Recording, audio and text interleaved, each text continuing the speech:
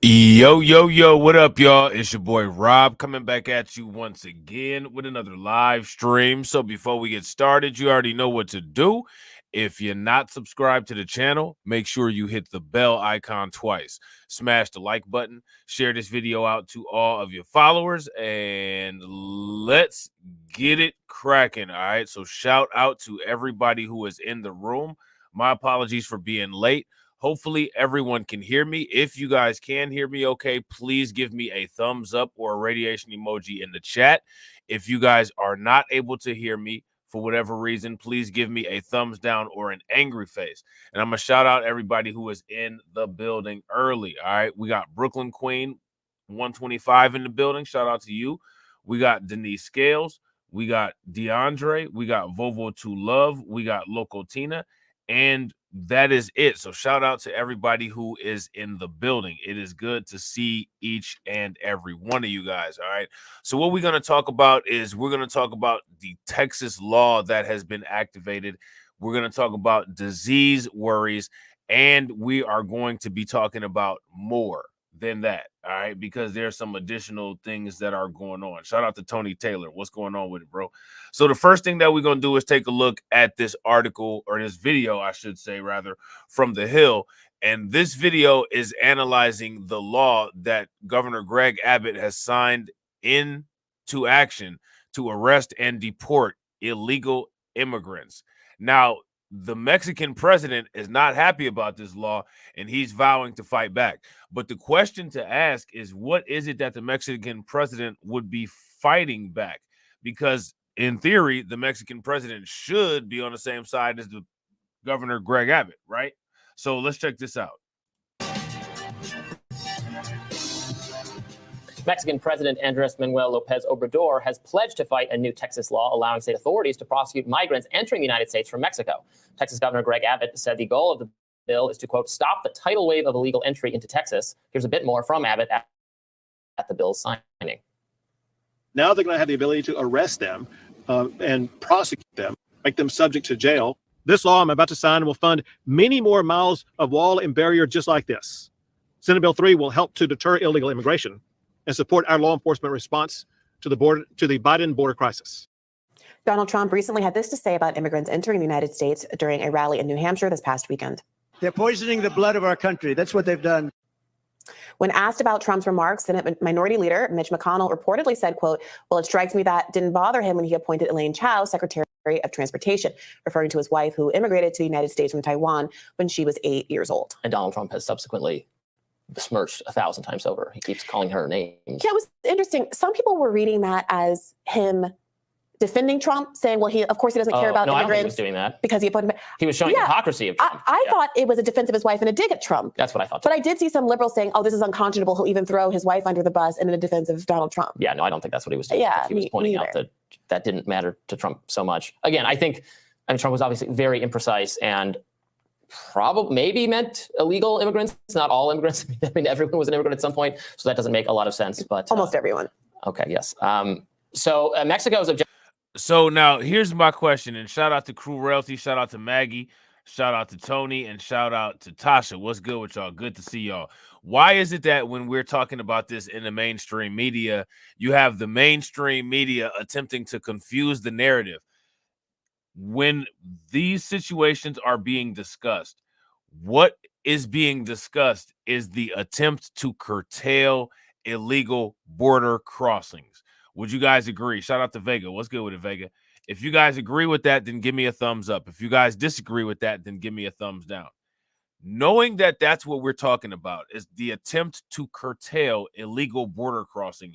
Why is it that when every time these things are mentioned in the mainstream media, they are mentioned in terms of holistic immigration policy? Do you all believe that the mainstream media is on board and trying to confuse the narrative in order to change people's perceptions of these situations? That's my question for you. Let me know what you think. So I bet I can guess what Mexico's objection to this bill is, as I was just reading. So this, if you are you can be arrested for being in the country illegally, and it's a 6 months jail sentence on the first offense, and then a 20-year sentence the second time, and then you're deported. But you can waive the jail time if you agree to self-deport to Mexico, regardless of whether you are actually from Mexico. So I can imagine the Mexican government, in some ways, this would just be putting illegal immigrants from elsewhere into the U.S. than into Mexico. Yeah, so they're not going to like that. I mean, look, almost specific. So now the question should be that we don't ever hear is, why is it that Mexico is not doing a better job of trying to be the first line of defense? And when these illegal people come in, because if they're coming to the United States illegally, then more than likely they're coming to Mexico illegally, right? That would be the assumption. I highly doubt that if they're coming to the United States illegally, that they're coming to Mexico legally. That's probably not the case, right?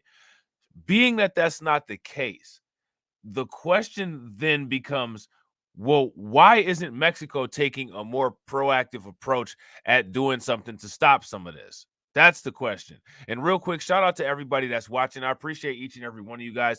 If you all have not hit that like button yet, please take a moment to hit the like button. Also, if you all have not shared the stream or subscribed to the channel, please take a moment to do both. Pushback that he's given so far is that this is an abridgment of due process rights. He has implored Mexican Americans to not vote for conservatives, for Abbott, for Donald Trump because of these policies. He pointed out that that Texas, like 10 states, the United States of America, all used to be Mexico and have large Mexican American populations, and that this is an attack on them as well. We'll see how far those kinds of arguments go. When I first read that he was planning to challenge the law, I balked a little, saying, well, what standing does he have? It is interesting that he's right, that people are being put in this coercive position where they have to face up to 20 years in jail, or alternatively self-deport back to a country that they might not have a legal right to be in themselves. So it's messy. And of course, as we discussed earlier this week, there was this question of whether or not a state has the right to preempt federal jurisdiction over immigration questions in the first instance, regardless of how you feel about the political contours of this particular disagreement. Right. So since we talked about this yesterday, I was thinking about in greater detail of how I would feel about this. Obviously, I don't want the government to harass people, or bother people, or even have anything to do with people, really. So the idea of police officers or government officials asking everyone to see show me your papers. Yeah, that's not something I want the government going around and doing. If you've committed some crime, is it horrible if the police, after arresting you for, I don't know, let's say violence, domestic violence, or shop or harass, some serious crime, and then they can ask you your legal status? That doesn't bother me so much, but I would want the person held accountable for the underlying crime anyway. So I don't know what we're getting at here. Again, if it was the case that we had waves and waves and waves of immigrants who were responsible for all of this new crime, I could see the justification. But when it comes to Chicago, I don't know if you guys saw TD Hip Hop Media's video, but TD Hip Hop Media has done a video where he is breaking down the amount of increase in crime that's specifically coming from Venezuelan illegal border crossers. Also, the behaviors and different things that are going on at the migrant shelters. If you ask me, those things on their own are enough justification for everyone to be on board with this law. You know what I'm saying? And again, I don't support Governor Abbott. I don't think Governor Abbott's a nice guy. I don't think that anybody should follow him politically. However, this law that he is trying to put into place is just common sense. I don't support him. I support the law, that particular law, because that particular law makes sense. Even the stated purpose that he had for the law actually makes sense. He says that the reason why he wants to implement this law is to decrease the amount of encounters at the border. We've already gone through the numbers. If the number of encounters can be decreased, then it is likely that the number of illegal border crossings will decrease. And if the number of illegal border crossings can be decreased, then that would more than likely have a overall impact on the amount of migrant surges coming into the United States that would occur. You know what I'm saying? Shout out to D Jewel and shout out to Blue Electric and Black Spider. It's good to see all you guys. as we discussed yesterday, it really isn't. It's not specific to immigrants or illegal immigrants. Crime is off the charts in Washington, D.C. Largest murder rate this year in years and years and years. We're like the carjacking capital of the United States right now. It's not immigrants doing it. It has nothing to do with illegal immigration. It's a huge problem. It needs to be addressed. It's not immigrants doing it. So that's interesting. What is he implying by that? You guys all know what he's implying by that. You guys got to pay attention to old boy right here from the Hill. Because old boy from the Hill, he's always throwing out little shots. Always. It's not an immigration problem. It is also worth noting there was a huge story earlier this week, many outlets covering it. Right now I'm reading from the Washington Post, pointing out that despite what public perception is, crime declined in the third quarter of 2023 relative to the same quarter in 2022. Crime is down 8% in jurisdictions that reported data that represent 3/4 of the United States, where the United States American residents live. So while, of course, there are discrete areas where crime is up, overall, despite the impression that you're getting in the news, crime is, in fact, down. But back to your point about the misapplication of a law like this, I mean, it's not far-fetched to imagine traffic stops being set up. Ostensibly, they do this sometimes to look for drunk driving, but to, in the process of that, ask people for their papers. You have to ask yourself, who is it that's going to be stopped routinely by the police based on the look of their criminality? Are Latino Americans, Mexican Americans, who are in large numbers in the state of Texas, going to be subject to disproportionate policing because they can be credibly stopped over and pulled over on the suspicion of being an undocumented immigrant? And while you imagine this— Now, again, why is she so concerned about this, right? When we still have a problem with that occurring to Black Americans. The only difference between Black Americans and if this happens with illegals is that in most cases, right? In most cases, well, actually, in all cases, if you're talking about Black Americans, if you're talking about FBA and ADOS, we're not going to be illegal. No one has ever cared about anything that creates a racial profiling situation when it comes to us. So the question that you have to ask is, why are these mainstream media outlets so overly concerned with it in regards to this situation? Make it make sense. They are really concerned. We are never afforded this amount of concern. And we're actually supposed to be here. Well, I mean, technically we're not, you know what I'm saying? But at the same time, you know what I mean. A scenario where there's an underlying crime that leads to some follow-up about their immigration status. You could also imagine a world where the underlying crime is suspicion of having an illegal immigration status that then leads to them being disproportionately stopped and frisked and surveilled and arrested for other kinds of crimes. So I don't think they should pull you over for speeding and then ask for your documentation. That's not what we want. But when you get pulled over for speeding, that's the first thing that you get asked for. Well, anytime you have an encounter with the police, literally, even if you're a citizen, the first thing that you get asked for is your documentation. What do they ask you for? Your documentation and your vehicle's documentation.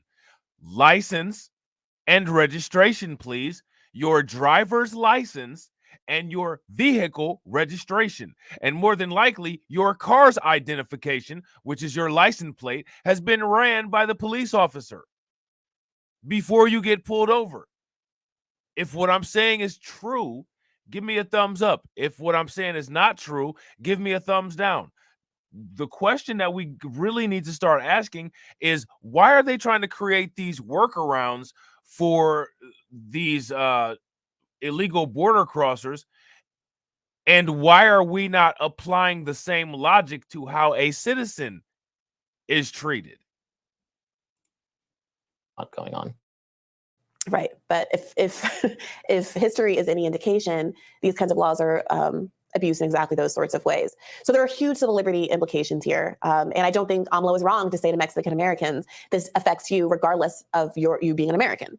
So we'll see where this goes. It is a really fascinating move also not to see some more thought going into a law like this. You know it's going to face some significant court challenges. You saw how this went down when they tried to pass a law like this in Arizona. And to have a detail like maybe don't force people who aren't Mexican to self-deport to Mexico in there, it just seems like an obvious own goal. Yeah. All right, stick around with us. We'll have more Rising for you right after this. All right, so there's that. All right. So now here's the article that I found extremely interesting, and we talked about this before. How many people saw the video that I did on Blacklight Revelations 1 about Operation Lone Star? If you happen to see that video, then you'll probably be familiar with this. But this is an article that came out from Associated Press. And what it says is the judge orders federal agents to stop cutting Texas razor wire for now at busy Mexico border crossing. Why would they have been cutting the razor wire to begin with? Do you all remember I did that video, and it was a video about Greg Abbott, and Greg Abbott was complaining that the federal government was coming to the border and cutting the razor wire that they had laid. And I kept asking the question, why would they do that? Because it didn't make any sense.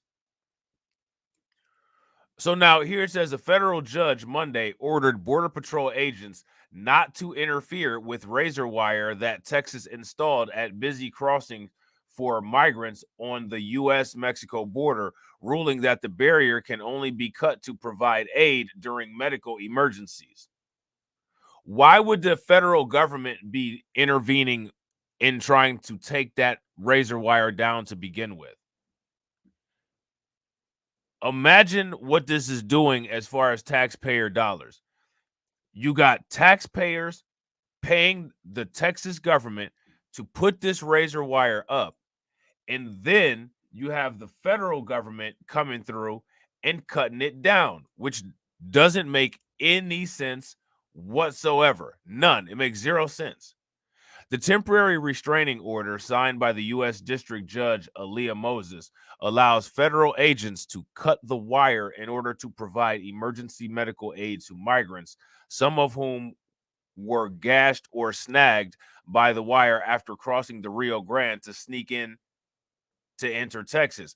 Now, you have to ask, right? At some point, these people are going to probably start injuring themselves in order to facilitate being able to come and be let in on the other side of the border, especially if they see that the razor wire is able to be cut down to intervene for medical emergencies, right?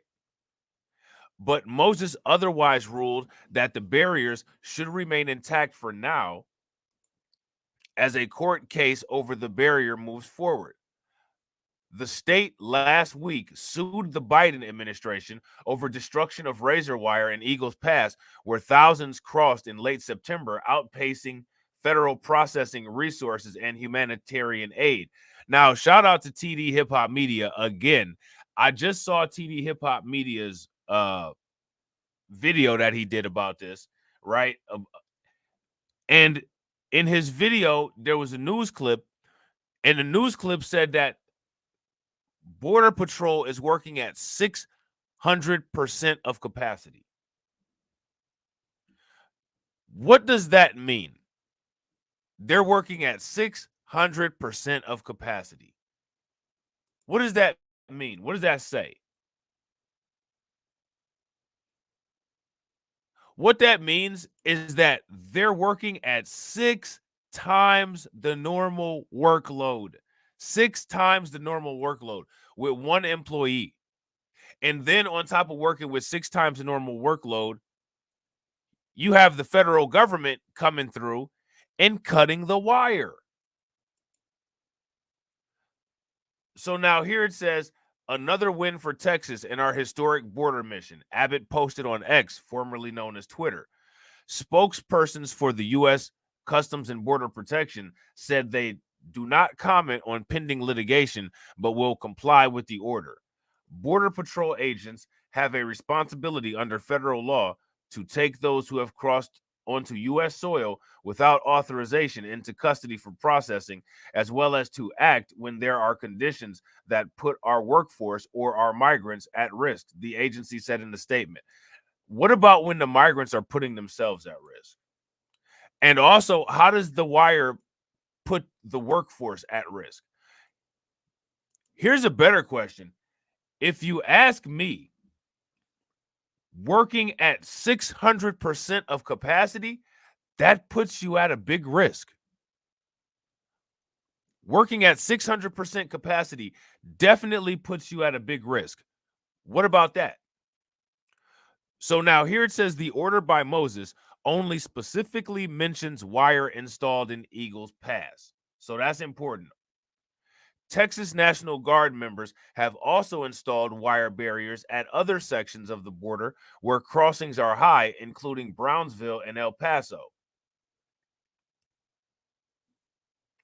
The razor wire is part of Abbott's sprawling border security mission known as, and this is what we were talking about, Operation Lone Star, okay, which seeks to both deter migrants from entering from Mexico and funnel those who do cross to ports of entry. Migrants of all ages, including children, have received laceration from their contact with the wire. I remember there was a story a couple years ago, and it was talking about how a woman basically impaled herself trying to get over the border wall because that razor wire cut her up. Here's my thing. You shouldn't have been doing that, lady. Abbott has turned Eagles Pass into the epicenter of his border mission that has pushed the boundaries of immigration enforcement.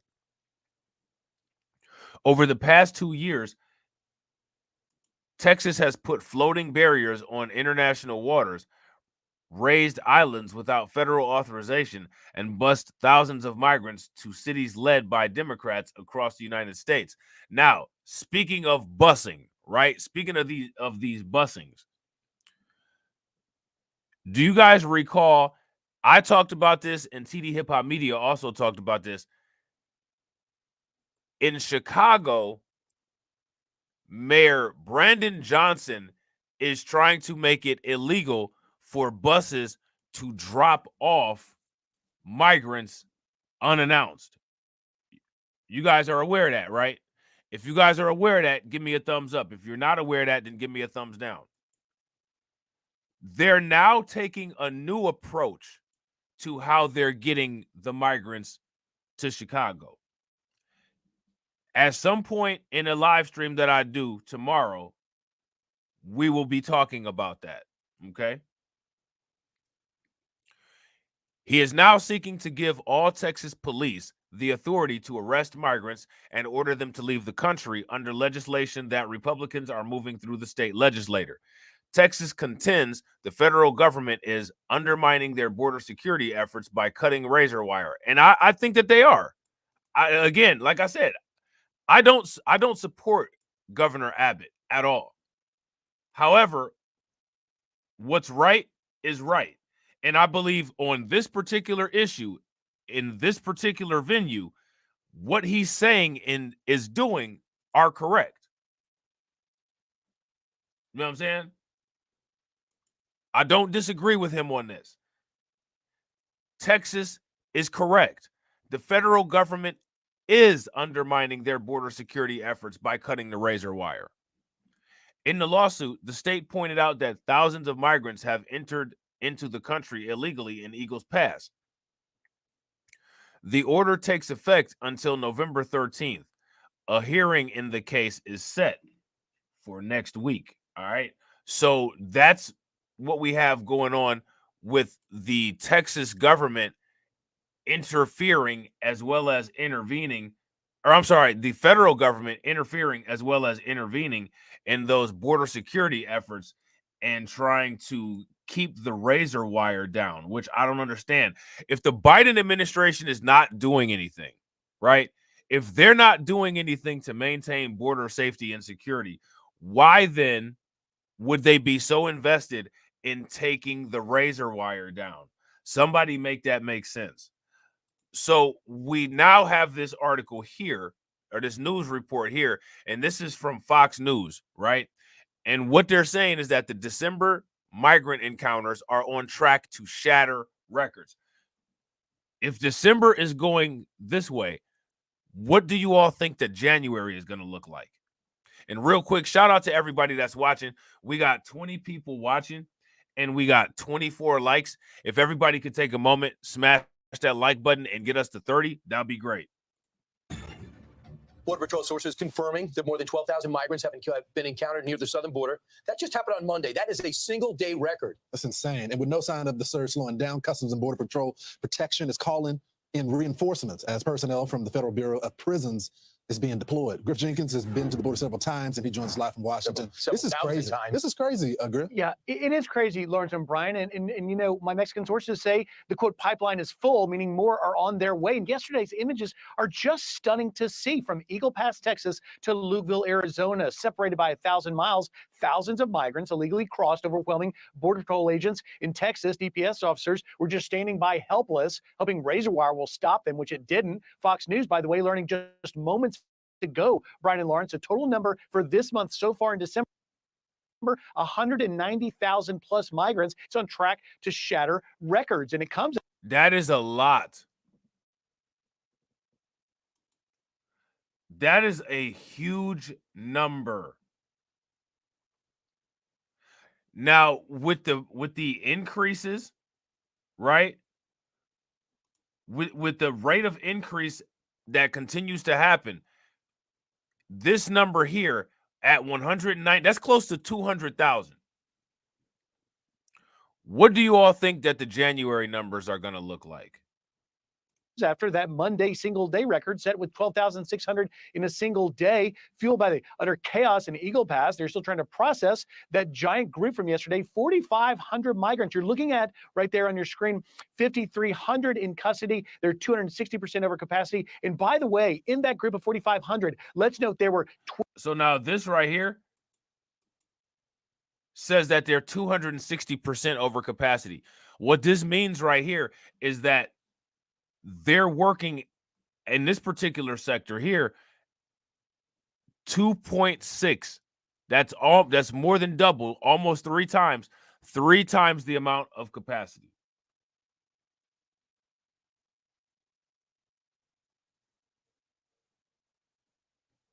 Okay? That's wild. In that group of 4,500, let's note there were 28 different countries, from Lebanon to Slovenia to Bangladesh to China. No place to put them, indeed. Now, you're looking here. This is the Federal Bureau of Prisons personnel full screen they gave us. It's a quote because the prisons personnel is being sent in to, quote, provide limited transportation resources to assist Border Patrol on the southwest border with their crisis. Meanwhile, they're using these aren't even the same government agencies here. The Federal Bureau of Prisons is providing limited transportation resources to assist Border Patrol at the southwest border. And the reason why that's occurring is because they don't have the resources to do their jobs properly. They don't even have the resources to be able to do this. Okay? Their crisis. Meanwhile, we did yesterday get a statement from the CBP commissioner saying this, quote, the encounter levels we are currently seeing across the southwest border are presenting a serious challenge to the men and women of CBP. To meet this challenge, we're using all available resources to ensure the safety and security of our agents and officers and the migrants who are often misled and victimized by the transnational criminal organizations. Note, they don't use the word crisis there, but I want to give you one more piece of data because that's the economic impact of this crisis. A new report from the Center on Immigration Studies shows nearly 3 in 5 illegal alien households, 59%, are on taxpayer-funded welfare. Brian and Lawrence? Unbelievable. What a call. How many people knew about that statistic? That's a pretty interesting statistic because you don't hear that every day. You surely don't hear that every day. 3 in 5. Let's run this back. There, but I want to give you one more piece of data because that's the economic impact of this crisis. A new report from the Center on Immigration Studies shows nearly 3 in 5 illegal alien households, 59%, are on taxpayer-funded welfare. Brian and Lawrence? Unbelievable. What a cost. And Congress is going home for vacation and let them enjoy the holidays. Thanks, Griff. I'm Steve Doocy. I'm Brian. So there's that. Pretty interesting. Now, NBC has come out with an article, and what NBC is saying is that Governor Abbott's methods of handling the border have divided Democrats on the issue. Now, the thing is that the only reason why this would divide Democrats is if there are some Democrats, many Democrats, who are not in tune with reality. This is a simple problem. It's not as complicated as people are making it out to be. It's a simple problem, and simple problems require, and they also have, very simple solutions. The issue is the willingness to implement the solutions. And in this situation, what we're dealing with is a government that is divided on implementing those simple solutions. So now this says how Governor Greg Abbott divided Democrats on immigration with migrant busing. Now, I don't think that he divided Democrats with the migrant busing. I don't think that that happened. I think that these issues that we're seeing are issues that would have happened whether he bust anybody anywhere or not. He just accelerated the obvious. You know what I'm saying? So now here it says, Texas Governor Greg Abbott knows he's wreaking havoc by sending busloads of migrants from his border towns to sanctuary cities. The signs are evident. New York says it's at its breaking point. Chicago is running out of time and space before a harsh winter sets in. Washington, D.C. says its housing is at capacity. Other cities like Denver have declared states of emergency. Now, here's the question, and this is the question that nobody is asking. When is the federal government going to step in and take a stance on this? When are they going to step in and do something? Kristen Welker is the moderator of Meet the Press. Kristen, good morning. Good to see you, my friend. All right, so President Biden has said he's willing to work with Republicans on the border issue. This shift in policy, is it because he just really wants to get this aid to Ukraine, or is it an acknowledgement of the challenges at the border, or is it just a mix of both things right now? Joe, good to see you. It is a mix of both things for sure. First, in terms of the president being open to negotiating on some of those key sticking points, like some of those issues would return border policy to Trump-era measures, Joe. And so that's why they are so controversial. Okay, so here's the question. If Trump-era measures were working, what's the problem with going back to what works? If Trump-era measures were working, why did we ever abandon those?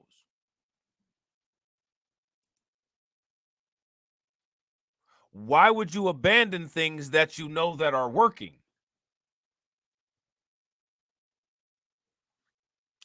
Right, exactly.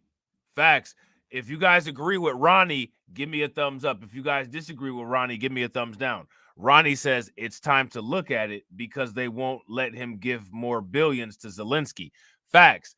And if that's the case, it's sad, but it's also very exposing that Joe Biden, it takes him to have to be able to get money for his war to actually do something that's going to protect the interior of the United States, which actually, if you ask me, leads into a bigger problem of that Joe Biden is not very concerned with keeping America safe.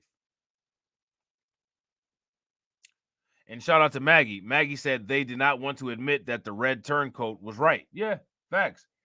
And shout out to Volvo. Facts. They don't want to give him credit.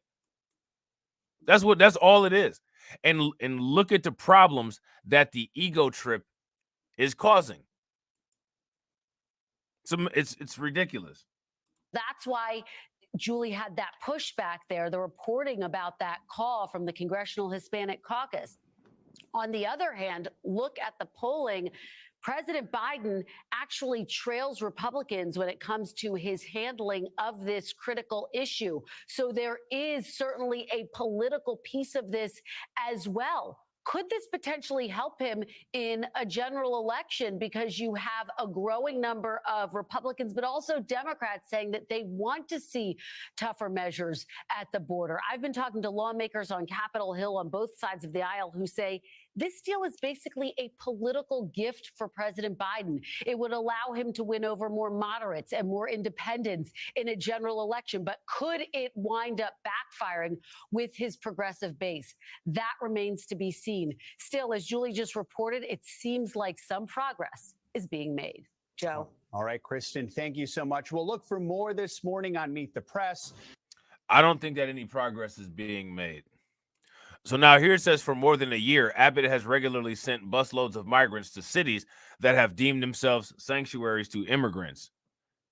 It's a controversial practice, with officials on the receiving end saying the buses come without a warning or coordination with an intent of creating chaos. Now, let me ask you guys this question. Do the migrants come to the Texas border with coordination or communication?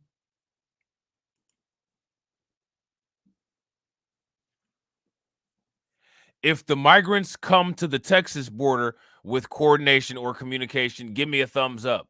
If they do not, then give me a thumbs down. Now, my question is, if the migrants don't come to Texas with coordination or communication, then why should they come to sanctuary states with coordination?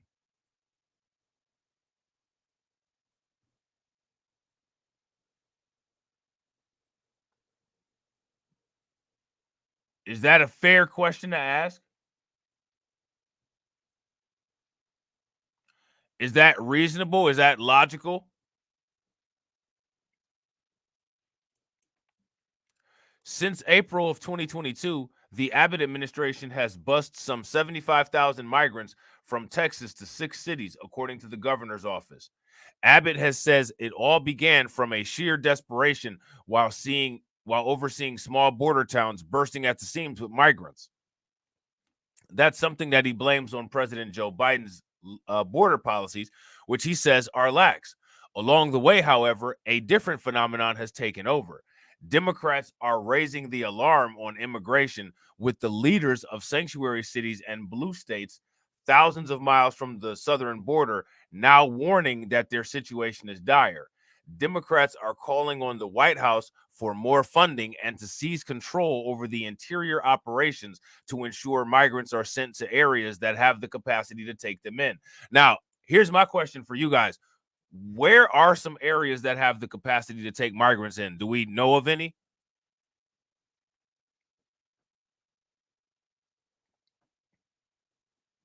Where's some areas that have the capacity to take migrants in? It has all added up to a shift in the immigration debate, where Democrats are calling out the president of their own party to do more to contain what they call a crisis. And this winter could make it worse. Now, it's interesting. They say to contain what they call a crisis. How many people in the chat would call what's going on a crisis? If you would call this a crisis, thumbs up. If you wouldn't, then thumbs down. And with us now to continue our conversation is New Mexico Congresswoman Teresa Leger Fernandez, who is a member of the Congressional Hispanic Caucus.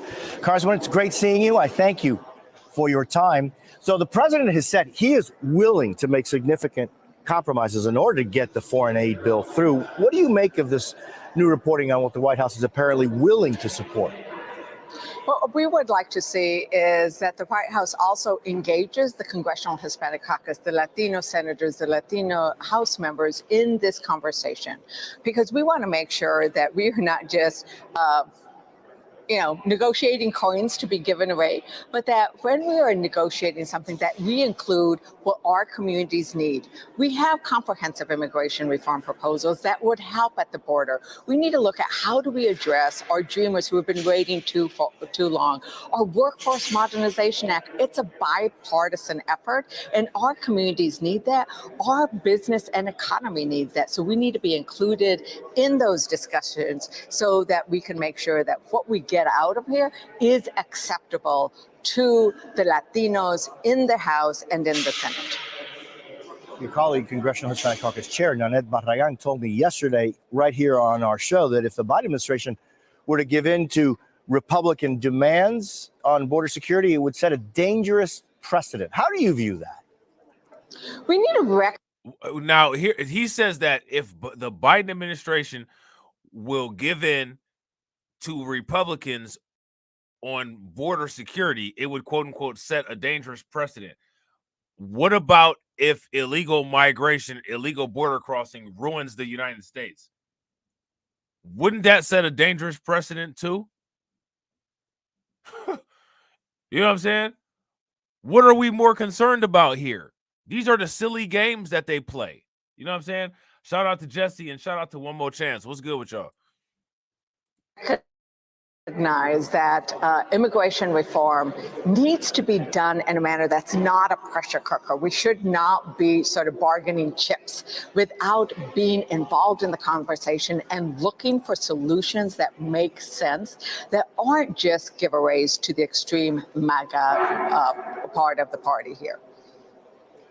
And so, have you or anybody in your office been kept up to speed on what the White House is willing or not willing to do? Have you had a meeting with the president recently on this issue? We have not. We have not had a meeting with the president. We will be having a press conference at 3 o'clock today to call for that involvement of, this very important portion of the congressional leadership. All I got to say is I want to get whatever it is that she's smoking.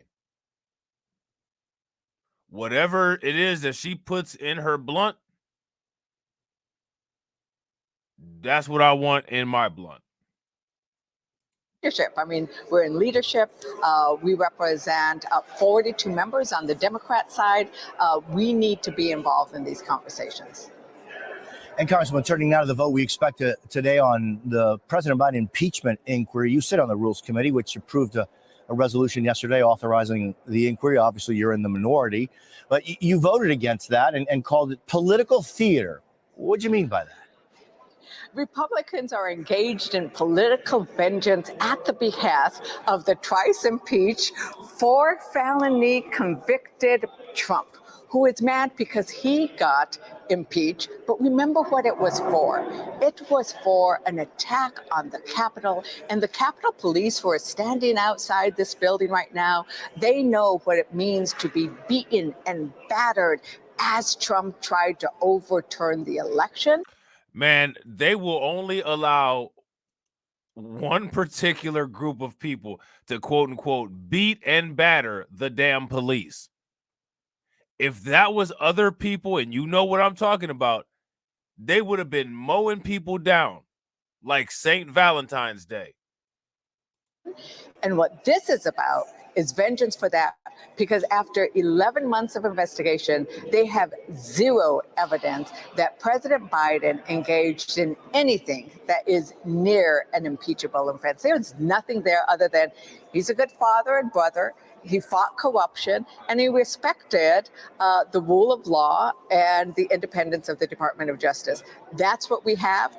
But every single Man, shout out to this lady because she is a Biden shill. I hope whoever she's getting paid by is paying her good, and I hope whatever kind of job she's trying to land, she lands that bad boy right on the bullseye, because she is an A1 Biden shill. you guys agree? If you guys agree, give me a thumbs up. If you guys disagree, give me a thumbs down. Man, this woman is drinking the Biden juice. Republican who votes for this impeachment. I think I know why she's laughing. I think that's why she's laughing. At first I thought maybe she might have been smoking something, but I don't think that I don't think that she's smoking anything. I think the reason why she's laughing is because she knows that she can't say this nonsense with a straight face. She can't say this nonsense with a straight face. She's cracking herself up. An inquiry is really a puppet of that twice impeached Trump. Congresswoman Teresa Ledger Fernandez, always a pleasure to see you. I thank you for being with us this morning. Thank you. All right, so there's that. All right. So now here it says, asked if the busing would continue through the winter months in cold weather places like Chicago and New York, Abbott spokesperson Renee Easy said in a statement to NBC News, until President Biden does his job and secures the border, Texas will continue busing migrants to sanctuary cities to provide much needed relief to our overwhelmed border towns. Abbott says that he isn't alone. Other organizations that receive federal funding, including Catholic Charities, sent migrants in buses and planes to places like Chicago and New York City. Easy, the spokesperson, said Texas cannot be blamed for the bulk of the migrants sent to sanctuary cities, saying that the numbers of migrants the state sent only make up a fraction of the migrants arriving in those cities. Already, New York Mayor Eric Adams has warned that the migrant crisis could destroy New York City. Chicago Mayor Brandon Johnson's administration is warning with fellow Democrats, both in the city council and at the state level, over where to house the migrants over the winter. And on phone calls, and even while on Air Force One with Illinois Governor J.B. Pritzker, a Biden ally, has repeatedly implored him to take action on border issues, according to the governor's office, particularly with federal funding, because he says that his state is overwhelmed and running out of resources. So the state, the Biden administration, is being shady with the money. Like I said from the beginning, one of the biggest issues with this is the fact that the Biden administration will not give up the money. When these mayors are complaining and saying, hey, give us some money, we need resources, we need backup, we need federal funds, they're clearly not lying. They're not getting the support that they need. And if they do not get the support that they need, they're not going to be able to sustain this, which we already know that they're not going to be able to sustain this. And real quick, shout out to everybody that's watching. We got 24 live viewers and we got 28 likes. If everybody can bang on that like button and get us to 40, that would be great.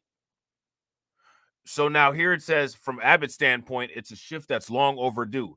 Before we began busing illegal immigrants up to New York, it was just Texas and Arizona that bore the brunt of all of the chaos and all of the problems that come with it, Abbott said in an interview with ABC News Nightline a year ago. Now the rest of America is understanding exactly what's going on. In some parts of Texas, there's firm support for Abbott. He's doing the whole country good service, said Dallas-based George Say, the co-founder of Andale Capital and Abbott friend and supporter. My first impression was, I don't really get where this is going, and I'm not sure how substantive it is. And I look back on it and think it's a stroke of genius on his part. He woke up a whole lot of people. It's not a political thing, Say continued, saying Abbott's actions were akin to dumping a bucket of ice water on the tops of officials in northern states. It is a nonpartisan and non-ideological national crisis that needs to be handled better. Yeah, I agree with that. If you guys agree with that, give me a thumbs up. If you guys disagree with that, then give me a thumbs down.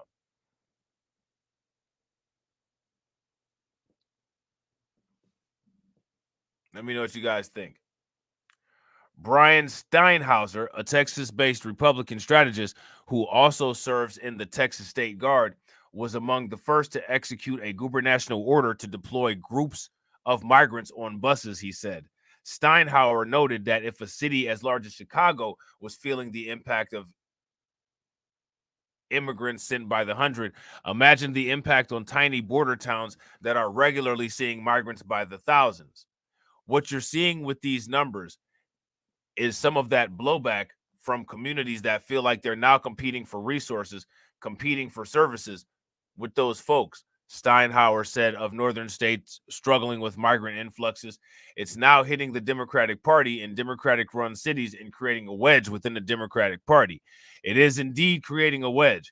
Not only have there been flare-ups between local Democratic leaders calling on Biden to do more, but the competition over resources is an explosive issue in Chicago, where Black and brown communities have been at odds over the locations of migrant camps. That's not true either. This is a false narrative being put out by NBC. Now, we know that we're not with the coalition, right? However, this is not true. The brown communities in Chicago are just as much against the illegal migration as the black communities. As a matter of fact, the brown communities might be even more hardcore against it.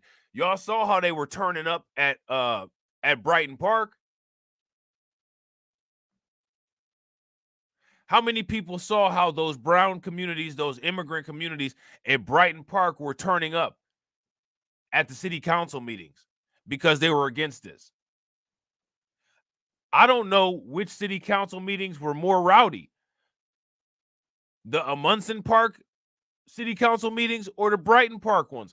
I would actually say the Brighton Park ones because they ran up on a councilwoman.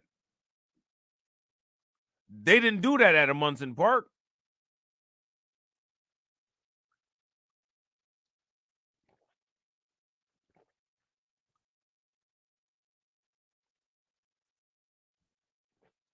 So the question is, why is NBC continuously saying that these quote-unquote communities are split on this particular issue? They're not. Anytime you see the main two people pushing back against this, it's Alderman Ray Lopez and Alderman Anthony Beale. Ray Lopez is a Hispanic alderman. Anthony Beale is a black alderman. The black and brown communities as a whole in Chicago are not separated on this issue. Again, I'm not saying that there should be a coalition, but what I'm saying is that NBC News is lying. We've seen the footage. Nobody wants this. You know what I'm saying? So now here it says, as winter bears down in Chicago, Democrats in the city are at odds with their counterparts at the state level over the latest site for a migrant camp badly needed before the worst of the season hits. The city began preparing for a site to accommodate thousands of migrants arriving mostly from Texas, only for the state to raise environmental concerns it says it already warned about. All right, so now what they're doing is they're talking about the Brighton Park encampment that they were going to make, that the plans got scrapped as a result of the environmental concerns. You know what I'm saying? So I don't think that we need to read the rest of this.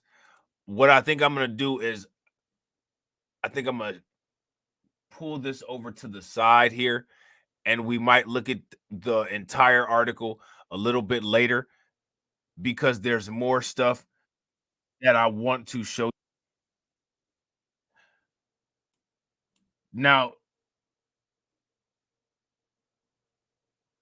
let me see something real quick.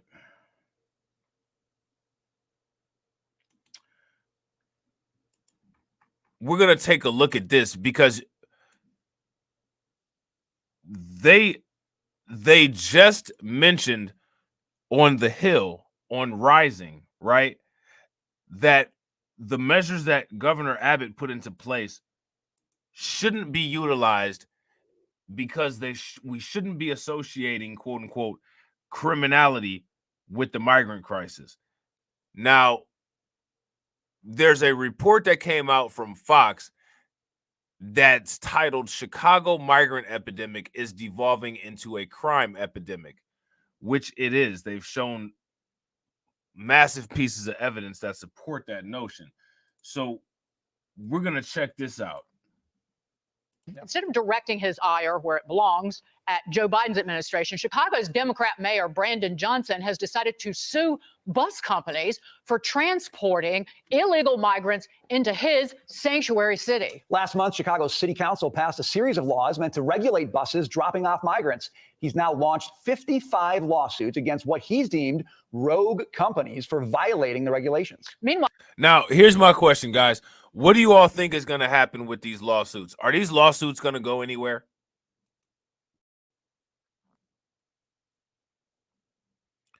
If you guys think that these lawsuits are going to go anywhere, give me a thumbs up. If you guys do not think that these lawsuits are going to go anywhere, then give me a thumbs down. Me personally, I do not think that they can legally do anything about these lawsuits. I don't think that they can do anything about these lawsuits legally. I don't think that they're going anywhere. And I think that they should really be careful about impounding these buses, because I think what's going to end up happening is once the buses get impounded and they start to lose and overturn these lawsuits, then what's going to end up happening is that the city of Chicago is going to owe even more money. And they're going to owe the money to these bus companies that they kind of illegally punished. That's just my thoughts, though. We'll see what happens. While the mayor's spokesman touts the success of the city's efforts to house migrants in churches and other areas that have brought the number of migrants camped out at O'Hare Airport down from a couple of thousand to just several hundred. Some success. Here to discuss is Chicago-based journalist William J. Kelly. William, thanks for being with us. Dave and I talked about this story before we went on, and both of us just thought this is absolutely insane that this guy is suing the bus companies. Can you please explain what's going through his head? God bless you, Brian and Dagan. Yes. I can explain what's going through Brandon Johnson's head. We all know that there is air going through Brandon Johnson's head. If you guys agree that there's air going through Brandon Johnson's head, give me those thumbs up. If y'all disagree, then give me a thumbs down. And real quick, again, shout out to everybody. I really appreciate everybody watching wherever you're watching from. If you can, please help the stream by taking a moment to hit the like button on it, share, and if you're not subscribed, please subscribe. Insane is one word. Another word that, as a reporter, I've heard a number of his colleagues as well as members of his own administration off the record telling me incompetent. Mayor Brandon Johnson is not only suing bus companies, but he signed a $29 million contract to build tents for these migrants in the middle of winter. Anyone who's been to Chicago in a winter knows it's Arctic. And get this, as if that weren't bad enough, the tents, he wanted to put the tents on top of a toxic waste dump. So, I mean, there are a number of people who are telling me that they don't think Mayor Johnson is going to serve out his full first term because Governor Pritzker does not want any embarrassments during his all-important DNC convention that will be in Chicago in 2024. The Illinois Environmental Protection Agency had to come in and shut down the construction of those migrant tents. And it was the brave men and women of Brighton Park as part of the city who were so angry about these illegal migrants being housed in their neighborhood. So they were cheering, in essence, the idiocy of their own mayor. Now, I want you guys to pay very close attention to how Fox purposely omits the black people in Amundsen Park. Notice the immigrants of Brighton Park are brave. These are brave people standing up for their neighborhoods. Notice how Fox News purposely left out the black people of Amundsen Park. That's why when I was looking at that TikTok that those community leaders from Chicago at Amundsen Park that they had made where they said, oh, we'll listen, we'll talk to Republicans and stuff like that. That sounds cool, but you have to understand that these are Confederate cross burners. These are adosos. These are people who will gaslight and lie their way out of a situation, which is what they're trying to do right now. These are unscrupulous scoundrels. You know what I'm saying? These are unscrupulous, dishonest scoundrels that will not be honest to save their lives. How many people notice that on conservative media, they are purposely not honestly depicting the disdain that Black Chicago has for this migrant situation? Those people in Brighton Park voted for Brandon Johnson too. It wasn't just the black people in Amundsen Park that voted for Brandon Johnson. These brave patriots, these brave immigrant patriots of Brighton Park, they voted for Brandon Johnson and caused just as much detriment to their city as anybody else did. They're not heroes. They're immigrants. And they're not doing anything special. They're doing the exact same thing that everybody else around Chicago is doing. Holding Brandon Johnson accountable. But I want everybody to take a focus of how there is no coalition with these conservatives. You know what I'm saying? There is no common ground. There is no union. Anytime they get a chance to lie and throw you under the bus, that's exactly what they'll do. They'll stab you in the back and they'll cut your throat. Who wants to deal with people like that? If you want to deal with people like that, give me a thumbs up. If you don't want to deal with people like that, then give me a thumbs down. To try and put the tents on top of toxic waste, William. But on this note, it's the dopery, the profound stupidity of someone who passes laws that allows him to then sue these bus companies, but then won't actually enforce the laws that are on the books that protect the legal residents of the United States and Chicago and Illinois. There you go. There you go, Dagan. There you go, being right again. That's right. There was a horrific stabbing. A migrant was stabbed someone on the CTA, the public transportation in Chicago yesterday at 4 o'clock in the afternoon on State Street. And now we got to ask this question. Why are these migrants out here stabbing people? Me personally, I couldn't tell you. That's why I'm asking the question. Why are the migrants out here stabbing people? That right there, probably not the best look, probably not the best thing. Why are they doing it? Make it make sense. And sadly, the people of Chicago have not seen any improvement in the crime epidemic, and now we have this migrant epidemic that is now devolving into a crime epidemic. People of the city of Chicago have not been adequately warned whenever there have been numerous crimes committed by migrants, and sadly they are reported as Chicago man stabs, Chicago man robs. And Fox News was reporting those as Chicago man. Fox News has been reporting migrant crime in Chicago as Chicago man forever. Why delineate now? I want to make sure that people see what's going on here. Now Fox News is concerned with delineating who's committing the crimes versus who's not. This wasn't something that they were concerned about before, but now they are concerned about it. Isn't that something? But these are migrants that are committing these crimes, and get this, they're being released because of the no cash bail policies of our governor and our mayor, and they're not showing up for their court dates. Of course not. Is there any sense on the ground in Chicago that, maybe we messed up in this election? William, is there any sense that maybe we blew this?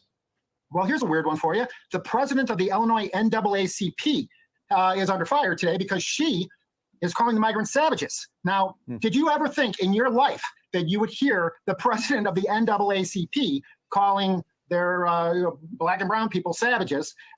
Calling their black and brown people savages. Their black and brown people savages? I'm pretty sure that it's white people that came up with the black and brown thing, and I'm pretty sure that it's white people that have this imaginary concept of a black and brown coalition. So what should be said is our idea of black and brown people, but again, we're dealing with scoundrels. I want people to make sure that they understand the amount of insects falling off of these people.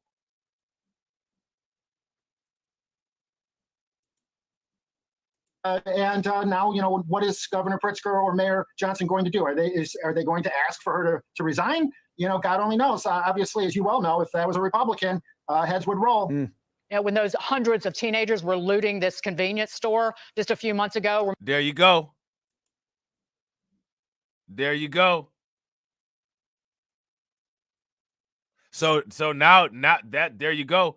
Karen over there is now she's talking about the black people in the Munson Park. Now, what about that guy named Bobby Cremo? Does anybody remember Bobby Cremo? If anybody remembers Bobby Cremo from Chicago, I believe, if I'm not mistaken, or Illinois, or some little suburb outside of Chicago, give me a thumbs up. If y'all don't remember Bobby Cremo, give me a thumbs down, and I'll tell you guys about Bobby Cremo. The cat got your tongue or something on Fox News. They forgot about him, forgot to mention him. Remember, the mayor snapped at some reporter and said, it's not a mob action, it's a large gathering. He has a tendency to do that over and over again.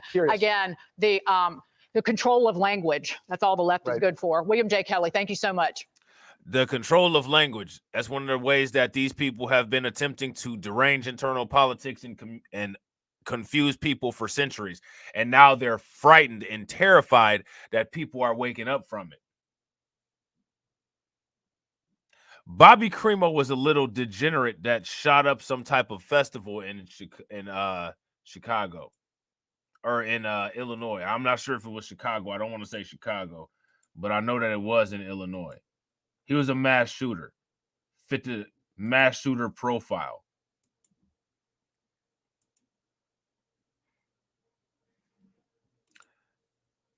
As we all know, the border crisis is surging out of control. 300,000 plus migrant encounters are expected in the next 11 days. December has 31 days. It's now December has 31 days.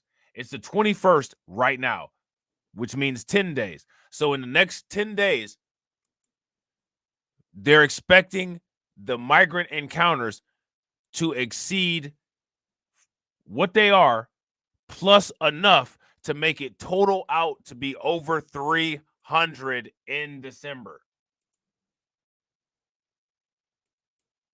It's a 5-alarm fire, according to Border Patrol agents, with sources telling Fox News Monday set a new record for daily migrant crossings, all as the total encounters in December, usually a quieter time at the border, expected to set another new monthly record. The New York Post says the record numbers prove President Biden has waved the white flag and his administration is ignoring the laws and just letting everybody in.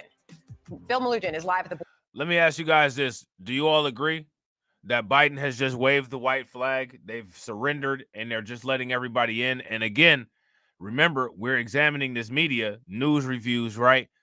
New York Post. Why is Fox using New York Post? They got the cover of New York Post right there as if they have some type of outside source. But if Fox News is citing New York Post, is that outside information or is that in-house information? Border in Lukeville, Arizona for us. You've been seeing these large groups of mostly adult men cross all day, Bill. What exactly are you seeing there?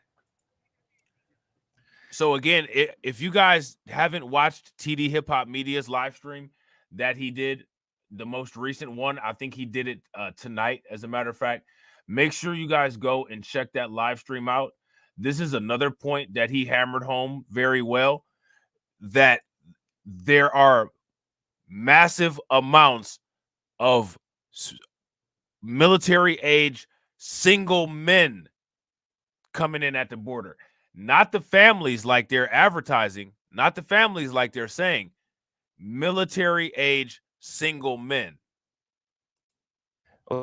Sandra, you can see over my shoulder, we have another group of adult men who have crossed illegally here, and these border numbers are just spiraling out of control. In the month of December, we are currently averaging 10,000 migrant encounters every single day. This is the situation here in Lukeville. A lot of these adults coming in from all around the planet.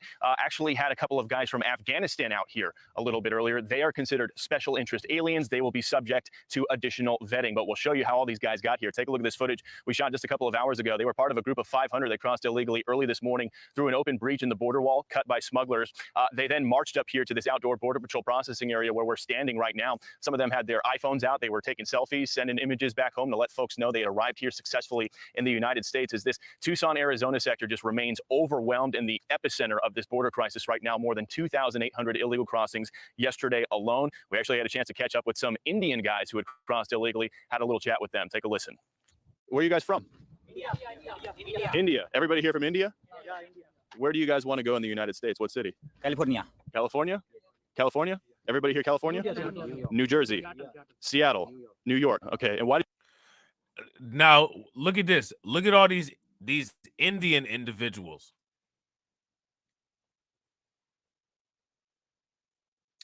How did they get there?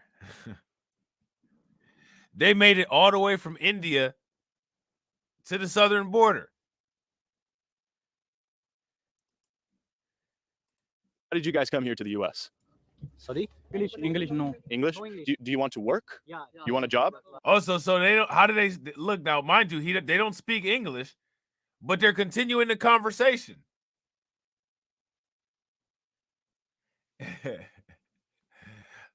You guys see that? They don't speak English, but they're continuing the conversation. How do you not speak English, but you continue the conversation?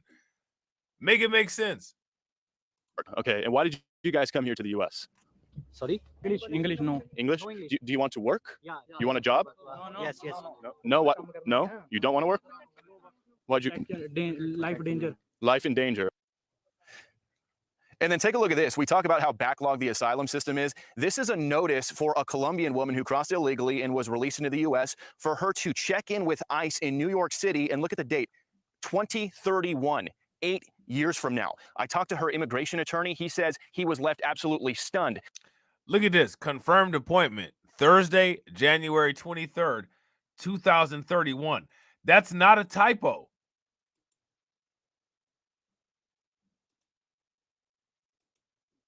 That's not a typo. Now, how is that going to work? And then take a look at this. We talk about how backlogged the asylum system is. This is a notice for a Colombian woman who crossed illegally and was released into the U.S. for her to check in with ICE in New York City. And look at the date, 2031, 8 years from now. I talked to her immigration attorney. He says he was left absolutely stunned, and he's been doing this job for almost 30 years. Take a listen. They gave her a return notice to come back in 2031. So that's quite possibly the most unusual thing I've ever seen in my near 3 decades of practicing immigration law. It made me realize that the Biden administration is basically providing backdoor amnesty for anyone that wants to show up at the border. So you guys heard that. This immigration lawyer, his opinion is that Biden is showing backdoor amnesty for anyone that shows up at the border. If that's the case and people catch wind of that, they're going to start, they're going to continue to come here in droves. And the amount of people that come as a result is going to increase, like we've been seeing. So if you ask me, even with Greg Abbott putting in place the physical means of removing people, that's not enough. There has to be policy put in place that discourages illegal border crossing. And right now, we don't have that in place. There are not policies in place in the United States to deter people from illegally crossing the southern border. In my near 3 decades of practicing immigration law, it made me realize that the Biden administration is basically providing backdoor amnesty for anyone that wants to show up at the border. And John and Sandra, one more thing to note. Last week, Arizona's Democrat Governor Katie Hobbs announced she was sending the National Guard down here to the Arizona border. I can tell you we've been here in Lukeville all week long. We have not seen a single National Guard soldier out here yet. I'll send it back to you. Hey, Bill, it's John. Let me come back to the conversation that you had with the illegal immigrants who came from India, where you were asking them, are you here to work? And they're like, yeah. And then the one fellow pipes up and says, oh, no, life danger. I mean, we all know that in order to qualify for a claim for asylum in this country, you have to demonstrate what's called credible fear. Did that sound like it was coached to you? It did, and that happens a lot. These migrants are told by the cartels what to say when they get here on U.S. soil so they can be released into the United States, and credible fear is one of those thresholds they have to meet. They do these initial credible fear interviews out here. Now, here's the thing, right? I don't think that it was coached with that particular individual, and the reason why I don't think that it was coached, because they all would have said it if it was coached. He was the only one that said it. So I don't think it was coached for him. Now, the other people, could have possibly, they could have possibly been on their own program, but no, I don't think so. You know what I'm saying? Shout out to DSB. What's good with it, bro? in the field. And look, if they come here and say, no, I want a job, I want to work, that does not qualify for asylum. So some of these migrants know they're told what to say when they get here. And if they say my life is in danger or I'm in fear of my home country, they feel that's a box they can check in order to get asylum and hopefully be released. And you just saw that court date. And again, so if it was like that, then all of them would have said it. Only he said it. You know what I'm saying? So I don't think that was coached. You know what I'm saying? I don't think that scene was coached. Or not a court date, an ICE hearing for 8 years from now in 2031. It's ridiculous how backlogged the system is. I mean, when you put this in perspective, Bill, as we're heading into the final days of the year here, as we remind our viewers, you wouldn't be seeing this happen unless we had drone images like this that our Fox Flight team is providing for our viewers and really for the country and the world to see this happening. But when you put this in perspective and you see what cities like Chicago are dealing with, they're blaming Texas for busing these migrants up there. They're saying they're at capacity. They've received to date 26,000 migrants, they say. You've got 12,000 a day, record numbers pouring over a day at the border. Yet you have some of these blue cities. Look at this picture of this. Look at this. Look at all these people out there, man. Look at this crazy picture of all of these people at the border.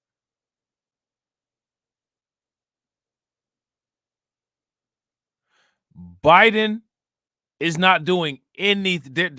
There has been a neglect of the southern border. Like, you just have to call it what it is. The Biden administration has not addressed the southern border at all. At all. It's been completely neglected. For them to try to say that there's been some type of border policy or there's been some type of just anything being done with this, that's not true. It's not true at all. You can look at this situation right here. You can look at this picture right here and tell nothing's been done here. Nothing's been done. Shout out to Leonard D. Yuta. What's good with it, bro? Cities in blue states saying it's Texas's fault. Yeah, well, look, a lot of these blue cities have been getting reality checks, right? I mean, a couple of years ago, you had New York City Mayor Eric Adams tweeting that New York City will remain a sanctuary city under his administration, and they'd be proud to do so. Now he's saying, quote, the city is going to be destroyed. This is coming to your neighborhood.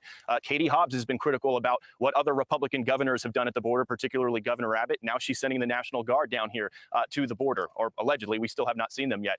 So, yeah, I mean, there was no criticism when the blue city of El Paso was busing migrants to New York City. They bust tens of thousands. There was no criticism when Katie Hobbs, a Democrat governor of Arizona, kept Governor Doug Ducey, a Republican's busing program, to also bus migrants out of Arizona. So the criticism only seems to be at Governor Abbott and Governor DeSantis when they move migrants around the country, despite the fact that Democrats have been doing it and the federal government has been doing it as well with NGOs. When you take a look at that group of people, you know, they can't all stay in Texas. They got to go somewhere. Bill, you've been doing terrific reporting down there at the border, and I dare say that yours are the only images of this that we're seeing pretty much anywhere on television. Keep up. Yeah, well, I don't know what you've been looking at. As a matter of fact, these people on Fox are such liars. Fox used some of News Nation's footage. So those aren't the only images that are out there. Again, these people are just liars, and every time that they lie about something, we're right there to jump on it. You know what I'm saying?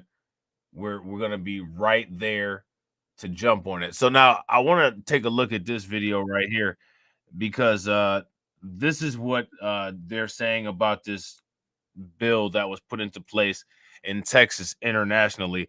How many people have heard of this channel called WION? I actually like that channel because I like watching international news. You guys know I'm an international news junkie.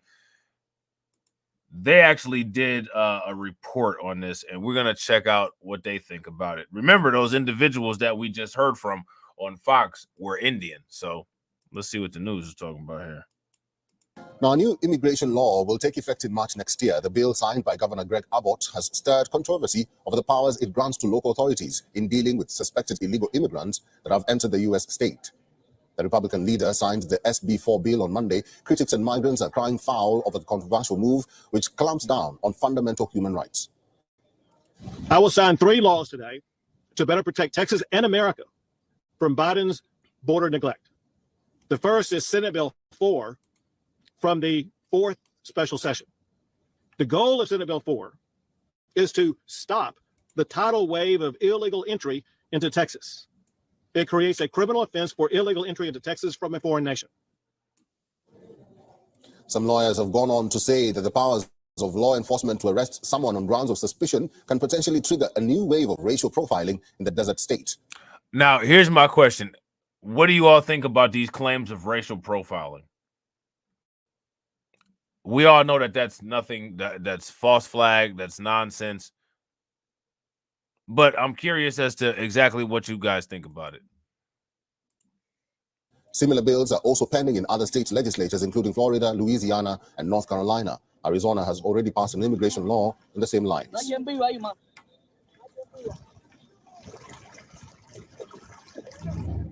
So they would be able to arrest somebody if they suspected that the person had illegal entry. They must have reasonable cause in order to do that. But there's nothing that tells you what reasonable cause is in this situation, which is why we have quite a concern that this is going to lead to racial profiling. Because how do you know just by looking at somebody that they entered, without papers? The bill has also received backlash from Mexico's president. On Tuesday, Andrés Manuel López said that the country will... It's amazing how when it doesn't concern black people, they care about racial profiling. Isn't that interesting? I've never seen them care about racial profiling like how they care about it when it doesn't deal with black people. Now, if this was racial profiling that had to do with black people, there would be no F's given. Challenge the provisions of the quote-unquote inhumane bill.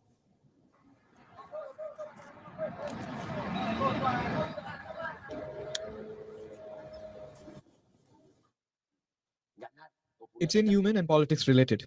Do you know what this man, Greg Abbott, has done? He has ordered migrants to be detained during this cold season. Now, this is interesting, right? And see, this is one of the reasons why I like looking at the international news. This is one of the reasons why I like looking at the international news.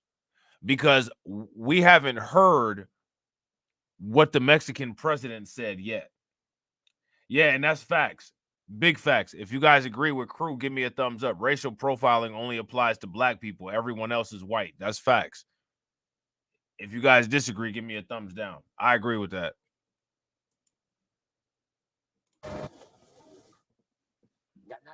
It's inhuman and politics related. Do you know what this man, Greg Abbott, has done? He has ordered migrants to be detained during this cold season when winter is starting. And he takes them to New York. He takes them and drops them off in front of homes where Democrats live. Yes, in front of the home of US Vice President Kamala Harris. He is an ill-motivated man. The bill, however, has not deterred migrants from crossing over to the state. Now, that's interesting that that Mexican president says all that. Yeah, everyone is white, Tina. And if they're not white, then why do they check off white on their job applications and on their immigration papers? You don't get to check off white and then say that you're not white. You might get away with that with them, but you don't get away with that with us. Were seen arriving at Rio Grande crossing point near Eagle Pass in Texas. This despite U.S. officials closing down 2 key rail bridges after suspecting that migrants were being smuggled through goods trains.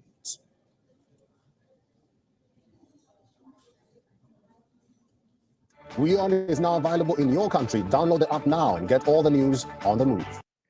All right, so there's that. All right, so now we're about to look at this other one. This is from India Today. All right, let's see what they're talking about over here. No, they are forced to do so. No, they're not. You're not forced to put down that you're white. Those people are shameful, and they identify with being white. No one forces anybody to identify as white.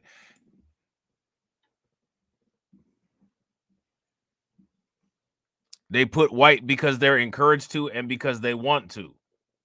And because that's an easy way to get naturalization. How far can a state go to keep migrants out of the U.S.? Well, the answer may soon come out of Texas, where a new... Like this right here, right? Like this lady that's up here on the screen. Y'all see this woman right here that's up on the screen? This woman right here is the same race as Kamala Harris.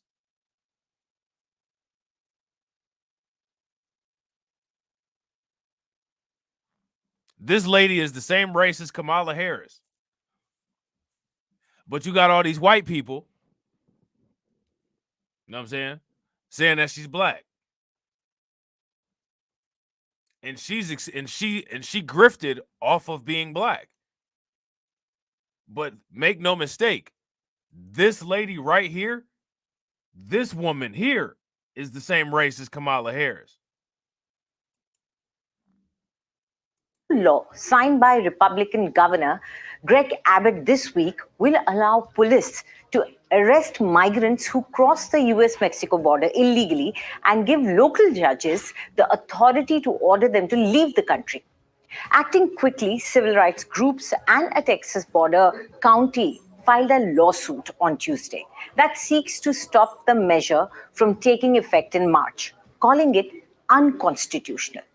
White House press secretary also blasted the Texas law, but wouldn't say when. Now, here's the thing, right? Local Tina says she's half black, half brown Indian, which means that she's not black. Whether the Justice Department would challenge it or not. All this while former President Donald Trump. Again, it's white people that racially classify people. And then when they want to dump people into people's racial classifications that they came up with from the beginning, and people reject those notions, then they get offended and have an issue with it. If you don't like racial classifications, don't just check off the white box. Go confront the white people that created them. Not me, because I didn't. On Tuesday, defended his comments about migrants crossing the southern border. He said they're poisoning the blood of America, and he reinforced the message while denying any similarities to fascist writings. He said, "I never read Mein Kampf," referencing Adolf Hitler's fascist manifesto. Immigrants in the US illegally, according to Trump, are destroying the blood of our country. He says that they're destroying the fabric of our country. Trump was responding to mounting criticism about his anti-immigrant blood purity rhetoric over the weekend. Several politicians. Shout out to Lloyd Scott 9.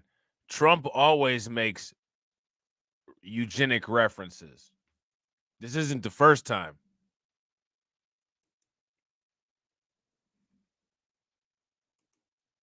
And the thing is, you know, who cares? You know what I'm saying? Who really cares?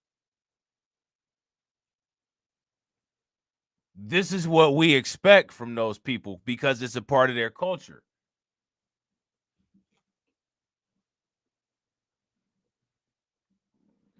These eugenic references are a part of their culture. We expect that. Nobody's shocked. Nobody's disappointed. Nobody cares.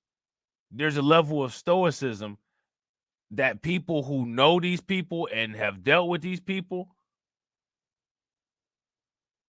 understand and navigate around. Shout out to Sybil. Shout out to Deformed Pretty Boy. Facts. If you guys agree with Deformed Pretty Boy, give me a thumbs up. If y'all disagree, give me a thumbs down. That's facts. Real talk.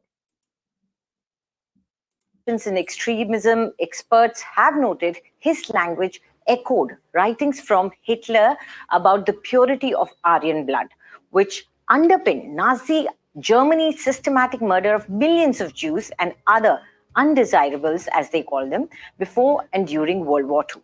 Anyway, let's keep the talk aside and focus on the more tangible aspect. The Texan. Man, this lady will rush you up out the liquor store if you don't have the right change for your drink. Do y'all agree? This woman will get the broom and rush you right up out the liquor store. And she'll look at you crazy if after she rings up your drink, you ask for a pack of Newports or a pack of Miles. She will look at you crazy. Law. Here are some of the things that you need to know. Firstly, who can be arrested under this law? Well, the measure allows any Texas law enforcement officer to arrest people who are suspected of entering the country illegally. Once in custody, migrants could either agree to a Texas judge's order to leave the U.S. or be prosecuted on misdemeanor charges of illegal entry. Migrants who don't leave could face arrest again under more serious felony charges. Arresting officers must have probable cause, which could include witnessing the illegal entry themselves or seeing it on video. The law cannot be enforced. So now, if the probable cause that's required, is to actually witness the act of illegal crossing, how does that set up any type of profiling? Like, let's take a moment to think about that. What this lady said is that the criteria is that they have to be seen on a security camera or they have to be witnessed. So if you have to actually witness the illegal act, then how can there be profiling if the requirements are that you have to see the person in the act of committing the crime? Does that make any sense? Against people lawfully present in the U.S., including those who were granted asylum or who are enrolled in the Deferred Action for Childhood Arrivals program. Now, according to the governor, the goal of these laws is to make sure that when they see somebody crossing over the border, as the National Guard see, as the Texas Department of Public Safety see, they know they are not profiling. They're seeing with their own eyes people who are violating the law. I'm quoting Abbott, the governor. However, man, I'm sorry, man. The Indian accents be having me dying laughing, man. But like, but the way that she's actually explaining this really good. You know what I'm saying? And the thing is, the thing that's good about how she's explaining it is that it exploits the fact that the way that it's written, if the law enforcement is actually carried out in this way, it makes it, how are you gonna, if you're sitting there watching the border fence and you see somebody come over illegally and you go and ask them, did you just cross over illegally? Can I see your documents? You're doing that based on watching them cross over. You're not doing it based on looking at them because of how they look. Does what I'm saying make sense? So to me, it doesn't seem like there would be a lot of room for this racial profiling if these are the actual criteria and these actual criteria are abided by. You know what I'm saying? critics, including Mexico President Andrés Manuel López Obrador, worry that the law could lead to racial profiling and family separation. American Civil Liberties Union affiliates in Texas and some neighboring states issued a travel advisory this week warning people of a possible threat, their civil and constitutional rights violations when passing through Texas. During a news briefing on Tuesday, López Obrador said that Abbott was looking to score political points with people's lives.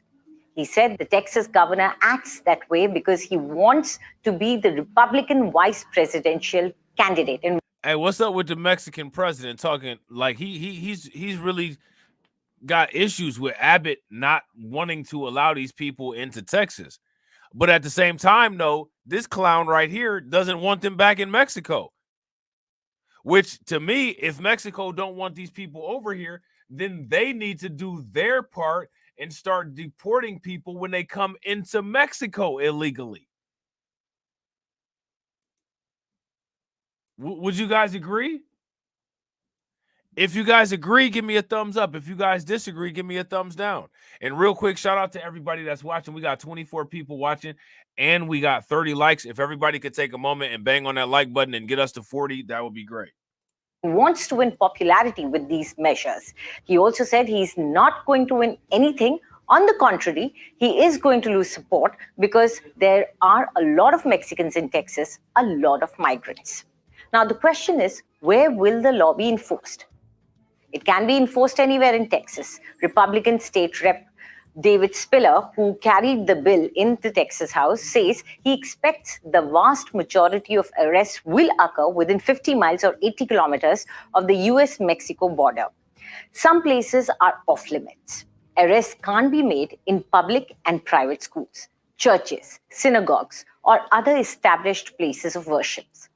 Hospitals and other... Why they look at this? They got a look at this charging tower that they got out there. I just want y'all to I just want y'all to take a moment and look at this charging tower. Like, wow. Or other established places of worship. Hospitals and other healthcare facilities, including those where sexual assault forensic examinations are conducted. Under the Texas law, migrants ordered to leave would be sent to ports of entry along the border with Mexico, even if they are not Mexican citizens. Now, the question is the law constitutional? Well, legal experts and immigrant rights group have said that the measure is a clear conflict with the US government's authority to regulate immigration. A key claim in the lawsuit filed by the ACLU and the other groups is that it violates the US Constitution's supremacy clause. The suit accuses Texas of trying to create a new state system to regulate immigration that completely bypasses and conflicts with the federal system. Opponents have called the measure the most dramatic attempt by a state to police immigration since a 2010 Arizona law, which was denounced by critics as the Show Me Your Papers bill. That was largely struck down by the US Supreme Court. The court's 2012 decision on the Arizona law stated the federal government has exclusive power over immigration. Abbott and other Republicans have said President Joe Biden is not doing enough to control the 1900. Now, let me ask you guys a question. Immigration and illegal border crossing are two different things, right? If you're filing for immigration, then that means that you're dealing with immigration. What is there to say that immigration is the only entity that can enforce the legality of the entrance into the country? I could think of a couple different organizations that might have an issue with that. The State Department. You know what I'm saying? There's a bunch of different organizations that could have issues with that. So now the question then becomes, where is the jurisdictional line drawn at? Who has the jurisdiction is the question. And if you ask me, this could be a situation where there's multiple jurisdictions.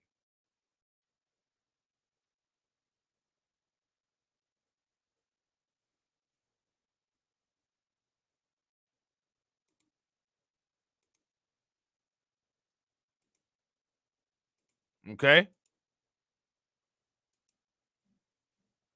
Let me know what you guys think. Shout out to Deformed Pretty Boy. It says not a state.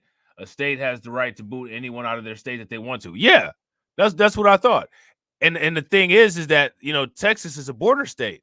So, you know, if you're not in Texas, you know what I'm saying, one of the places that you're going to end up going to is if you're in Texas, one of the places that you're going to end up going to is Mexico, because Mexico's right on the border. You know what I'm saying? 50-mile or 3,149 kilometers southern border. Abbott said that in his sense, Texas has the constitutional authority to secure our border through historic laws like SB 4. This he said in a statement. Now, the US government has not said whether it will challenge the Texas law as it did with the Arizona's measure. Mexico's president has indicated his country will intervene. But what exactly is happening on the border? Abbott signed the law on Monday amid an increase in border crossings that has stretched the US Customs and Border Protection resources. Troy Miller, the agency's acting commissioner, has called the number of daily arrivals unprecedented, with illegal crossings topping 10,000 some days across the border in December. Thousands of asylum seekers who have crossed are sleeping outside along the border overnight as they wait for federal agents to process them. Most are released with notices to appear in immigration courts, which are backlogged with more than 3 million cases. Many are crossing at the Texas cities of Eagle Pass and El Paso, where federal officials suspended cross-border rail traffic in response to migrants riding freight trains through Mexico, hopping off just before entering the US. The US government also recently shut down the nearby international crossing between Lukeville, Arizona and Sonora in Mexico to free customs and border protection officers assigned to the port of entry to help with transportation and other support. The agency also has partially closed a few other border ports of entry in the recent month, including a pedestrian crossing in San Diego. Now, immigration is a big problem in US, but laws like what is being enacted by Texas, are they the answer? Do tell us what you think about this video in the comment section, and for more news updates, subscribe to India Today. All right, so there's that. Honestly, I think that video was a better explanation than most of the American videos that we checked out on that, which is actually kind of sad. You know what I'm saying? That right there just shows you how pathetic the mainstream media is. You got to watch some international news to get a better explanation. So now she had actually talked about some groups, and we all know that the ACLU has a big problem with this, even though one has to wonder why they're so invested in it, right? But this article here says groups sue over new Texas law that lets police arrest migrants who enter the U.S. illegally. Now, to me, this is one of those situations where, if you ask me, I think what's going to end up happening with this is whatever political affiliation the judges are who deal with this, that's going to determine the life of this law.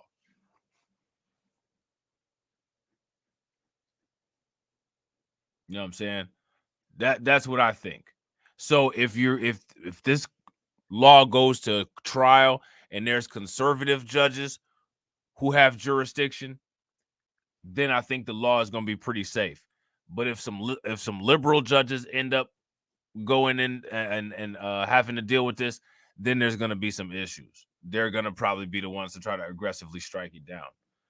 So now here says the White House and Mexico's president on Tuesday came out strongly against a new Texas law that would allow police to arrest migrants who illegally cross into the United States and empower local judges to order them to leave the country.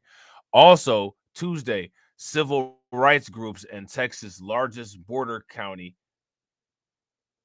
filed a lawsuit calling the measure that Republican Governor Greg Abbott signed into law less than 24 hours earlier an unconstitutional reach over the U.S. government's authority on immigration. I don't think that law is unconstitutional. What do you guys think? If you guys think that this law is unconstitutional, give me a thumbs up.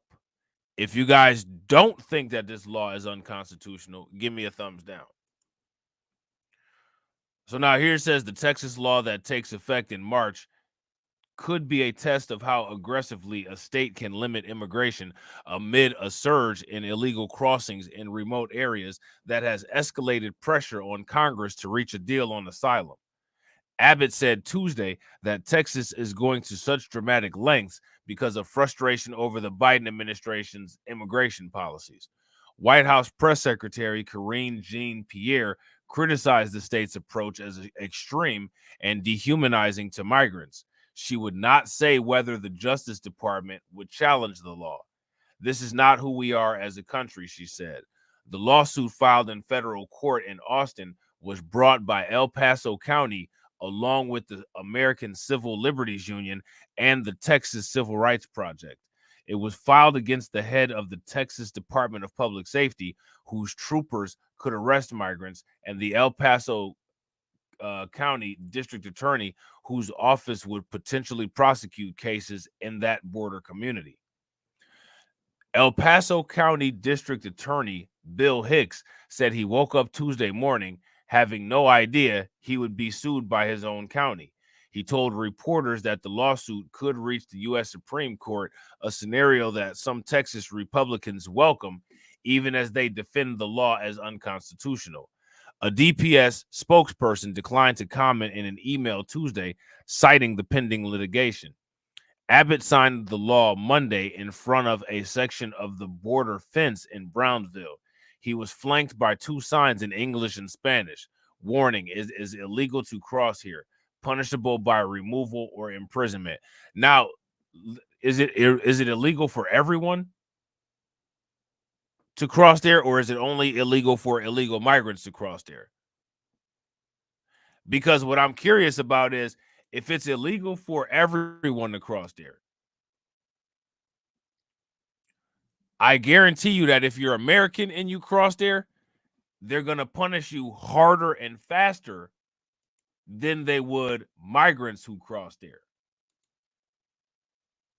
which is wild. You know what I'm saying? So now here it says Republican State Representative David Spiller, who carried the law in the Texas House, said in an interview Tuesday that the vast majority of arrests under the new law would occur within 50 miles of the border, though it could be enforced statewide. He said there needs to be evidence of someone crossing illegally, whether it be an officer who witnessed it firsthand or footage on border cameras. So they have to. So the thing about this is that, for the most part, according to how it's being explained, it sounds like you have to be in the act. They have to witness you in the act of doing this.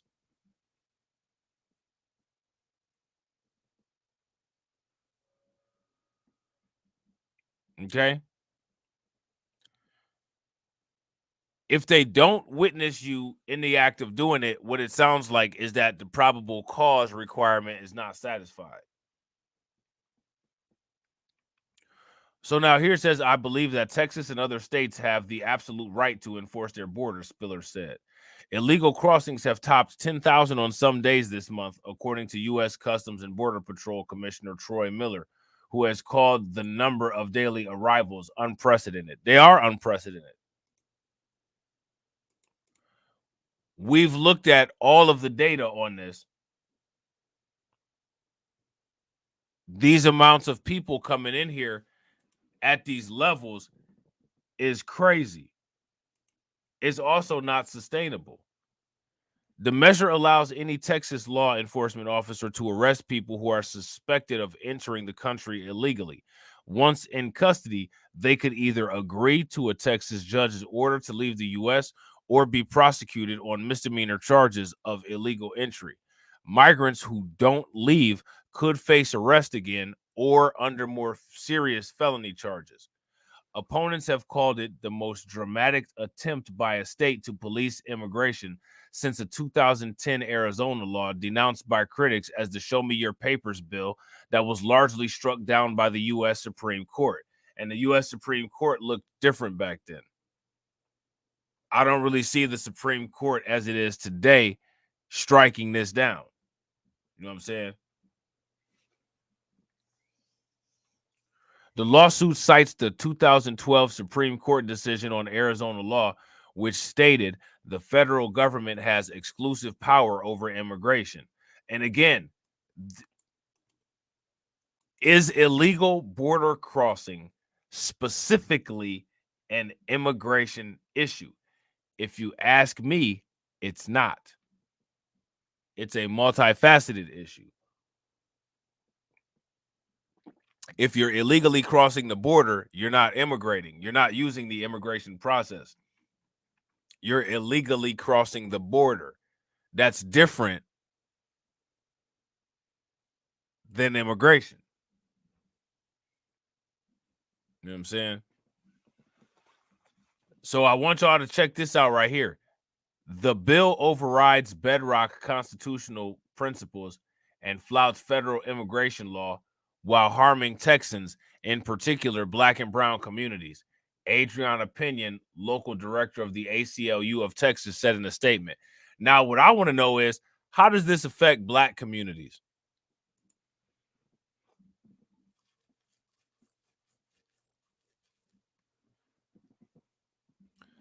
How does this law affect Black communities? They sitting up here saying that this affects Black and brown communities. How?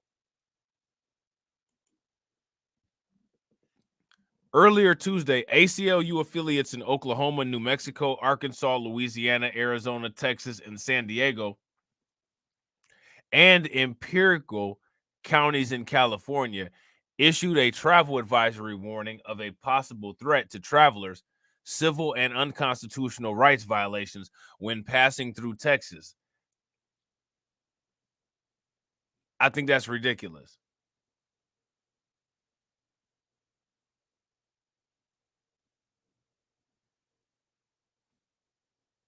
What do you guys think? If you guys think that that's ridiculous, give me a thumbs up. If you guys don't, give me a thumbs down. Mexican President Andre Manuel Lopez said he worried the law could lead to racial profiling and family separation. What's he worried about it for? He accused Abbott of looking to score political points with people's lives. All politicians are looking to do that. He's looking to do that. That's why he's opening his mouth about it. Other steps Texas has taken as part of Abbott's border security efforts have included busing more than 65,000 migrants to cities across America since August of 2022 and installing razor wire along the banks of the Rio Grande. All right. So there's that. I think that article did a decent job of explaining that, but I think that with the Indian woman, I think that video did the best job so far. You know what I'm saying? So you know what? Hold on real quick. Let me yeah, this they got some wild stuff popping off. Man, there's a lot of content, man. I don't know if I'm ever gonna be able to even get back to like just doing regular content.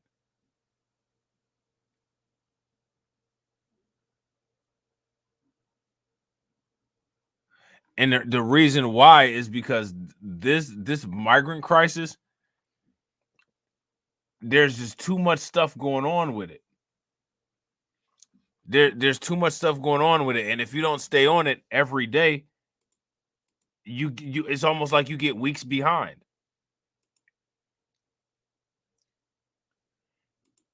So now what we about to do right now is we about to check out everybody's favorite politician. And it's not Joe Biden. It's not Joe Biden. It's Jimmy Neutron. So now I don't think that we're going to be able to get a chance to look at the Greg Abbott video, right? But we will. We definitely will. I'm gonna try to get 2 streams in tomorrow before I go to work. So make sure that you guys got the notifications hit. Make sure you subbed up to all the channels. I'm gonna try to get one done in the morning, and I'm gonna try to get one done in the afternoon. And hopefully in one of those streams we'll be able to hit Abbott. But right now we about to hit your boy Jimmy Neutron. They're showing up sick. Do you hear me? They're showing up sick. I'm telling you, you know what I'm about to do? I'm about to download this and I'm finna clip this idiot saying that. They're showing up. They're showing up sick. What kind of shit is that? Idiots! I'm surrounded by incompetent idiots! Oh man, what's wrong with Cobra Commander, man? What's wrong with him? You know what I'm saying? What's wrong with Cobra Commander, man? What's wrong with that guy? You know what I'm saying? Idiots! I'm surrounded by incompetent idiots! He meant that, you know what I'm saying? They're showing up sick. Do you hear me? They're showing up sick. Good afternoon. Good afternoon. You only recently were able to clear migrants out of the police stations, but now it appears that the flow is back and migrants at police stations again. And there are now reports that the buses that could be subject to seizure or towing if they don't obey the rules are starting to leave people outside of Chicago and giving them train fare to get into the city. First off, what do you think about that tactic and what can the city do? Well, first of all, this international crisis that the entire world is dealing with, the type of chaos that's See, so now Brandon Johnson even acknowledges, I told you guys, undocumented bros, the movement is global. He said the entire world is dealing with it. He said the entire world is dealing with it. See?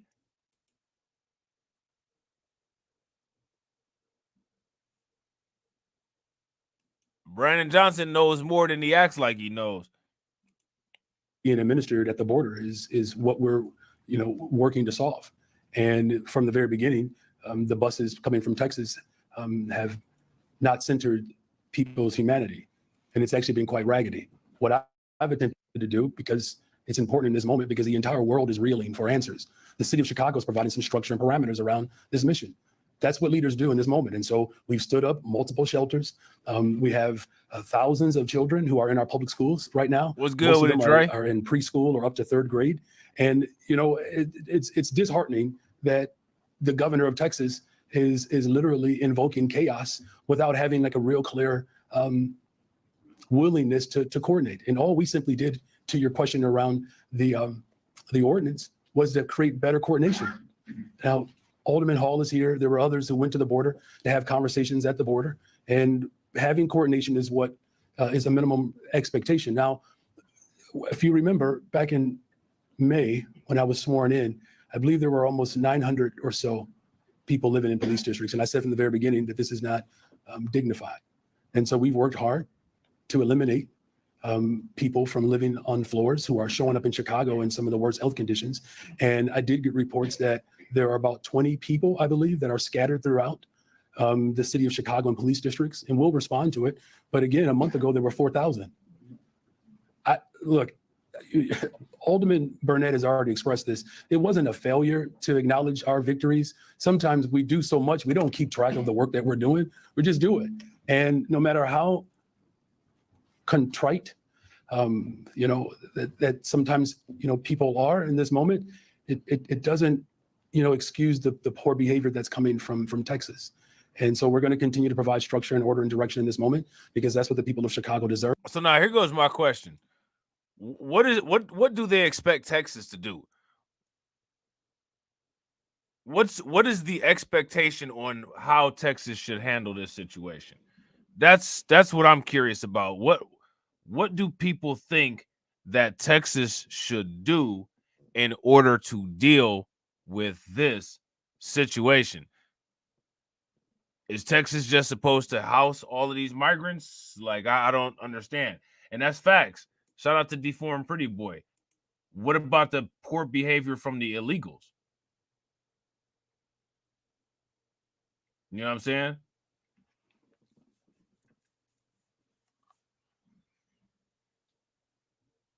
Make it make sense.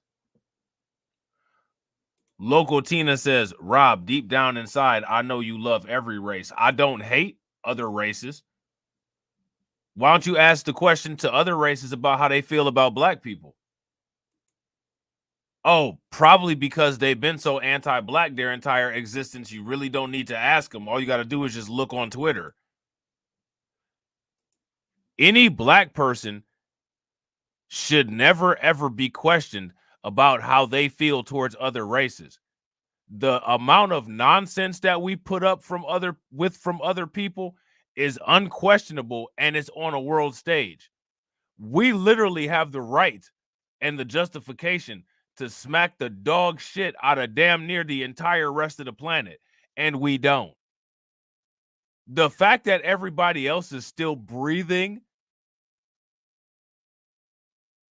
should show how much tolerance that we have, especially based on everybody's history when it comes to how they interact with us. and that's what we're giving them. Mayor, the shelter at Halstead and Cermak, a 5-year-old boy was there shortly before he died this weekend. There have been reports that their conditions are unsafe, unsanitary. Do you have confidence that that shelter is safe for people to live? I believe there's over 2,000 people. Well, again, let me just emphasize again, the conditions in which people are arriving in Chicago are quite disturbing. The people who are at the border sleeping outside in the cold. What about what about how they're arriving into the country, my dude? Like, it's amazing. It's amazing how that's not even taken into consideration. Like, bro, what about how they're arriving into the country, though? You know what I'm saying? Like, what about that, though? And real quick, shout out to everybody. If you all if you're in here and you're watching, shout out to you. I appreciate you being here. If you guys have not smashed that like button, please take a moment and smash that like button. Also, if you have not hit the bell, please take a moment and hit the bell. And also, please share the stream to your social media. Out in the rain, trekking through thousands of miles of jungles, being forced on buses without any clear direction of where they're going. And while children and women were living on floors in police districts, and my administration eliminated that practice, there were ambulatory runs, 911 calls, because again, people are showing up in very extreme circumstances, very, very unhealthy. And so what I'm confident is that all of our levels of government are coming together to provide support for these individuals who are seeking asylum. Now, when he's going as far as to say this, right? When he's saying this, the question that you got to ask is, now, what are you doing to preserve public safety, though?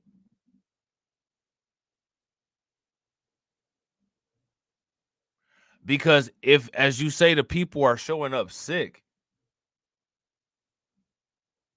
what are you doing to protect the residents of Chicago from getting any type of communicable diseases that those people might be bringing?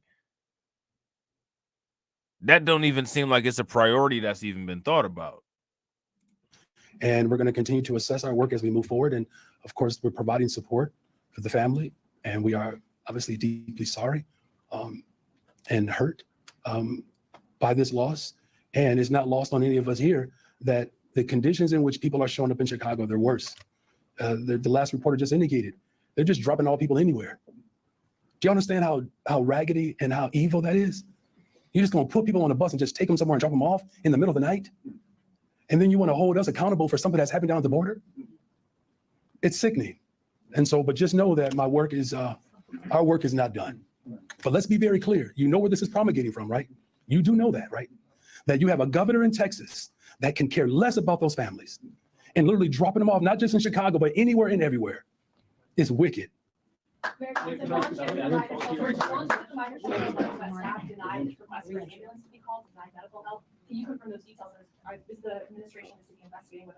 We're gathering information, as I've said before, at every single site throughout the city of Chicago. We provide on-site medical care. In fact, the county government has just put forth more dollars for more health care. But I want you to hear me good. They're showing up sick. Do you hear me? They're showing up sick. The issue is not just how we respond. This dude is beyond obtuse.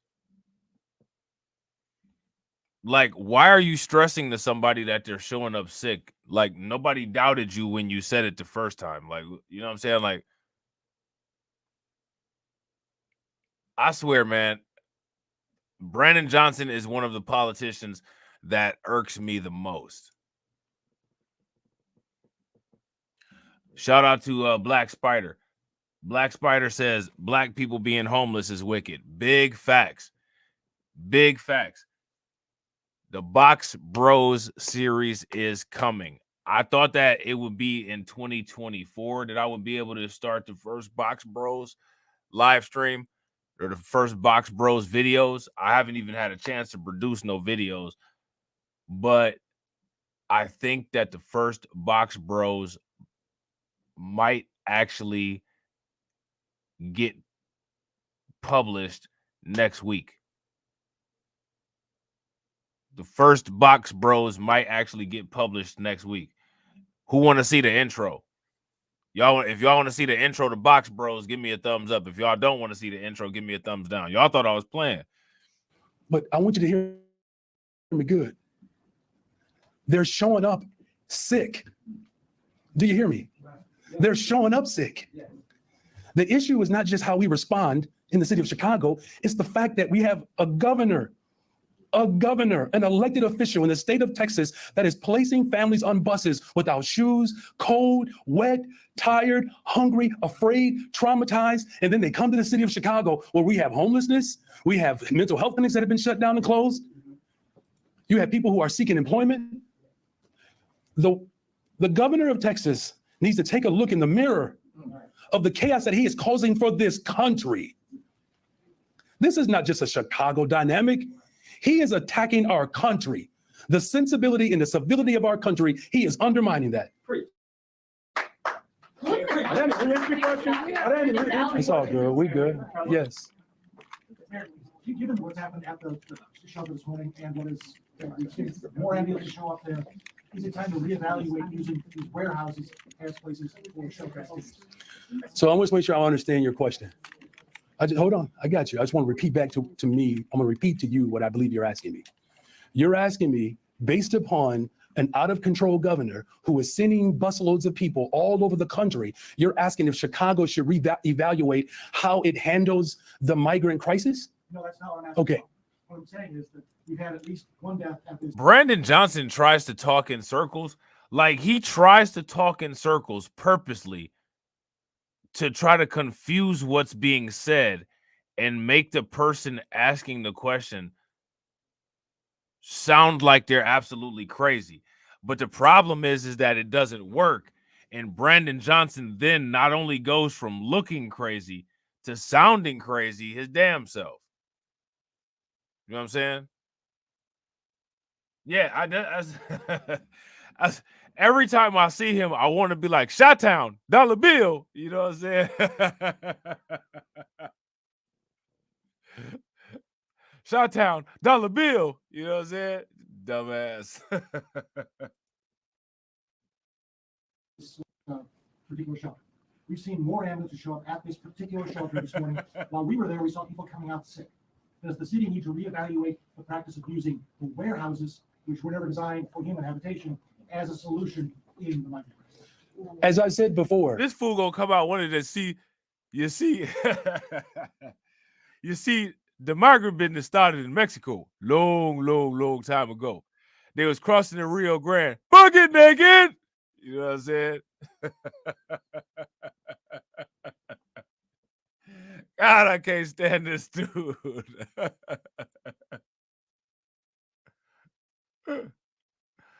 Oh man. Crossing the Rio Grande, bucket naked.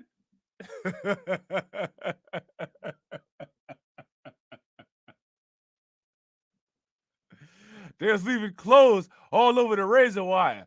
Coming across, you can see they public hands. God, I can't stand this dude, man. I cannot stand him. We want to start calling him Dollar Shield. Dollar Shield, Chi-Town, Democratic Party. God, man.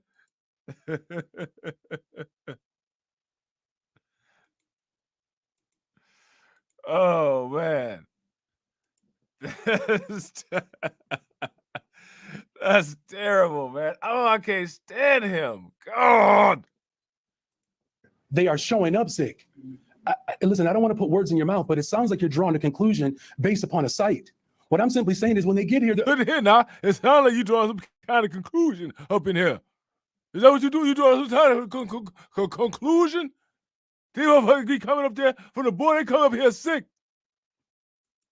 You don't shut your dumb ass up? Damn. This dude talking more circles than a damn compass. Hold on. Listen, I am saying that they're showing up sick. Are you hearing me? They're showing up sick. And so we are doing everything in our power to treat the conditions in which they're arriving in. This motherfucker Greg Abbott down there in Texas, evil ass motherfucker Greg Abbott. Send all these goddamn migrants up here. As far as us reevaluating our mission, look, an international crisis of global population shift based upon policies that have been promulgated for the last 20 years that have caused the nighttime, not just the sanctions, but have caused. This shit has been promulgated now for the last goddamn 20 years. I ain't gonna tell you about this shit again. That ain't any goddamn question. Displacement for the entire globe. I just want us to understand in the city of Chicago, we are not alone in this crisis. There are hundreds of thousands of people being displaced from the continent of Africa, from Central and South America. So this question about reevaluating, how about we do this? How about we reevaluate all of our international policies that are causing the chaos that we're experiencing right now, and let's evaluate the sanctity of someone in Texas who disregards people. That's what we should be reevaluating. Mayor, I want to go back to the issue of the volunteers. They have said repeatedly that they've asked to get access to the sites to help provide medical care, and that they've been denied that repeatedly by the city. As Charlie pointed out, there's been a number of ambulance runs today after this 5-year-old child had died.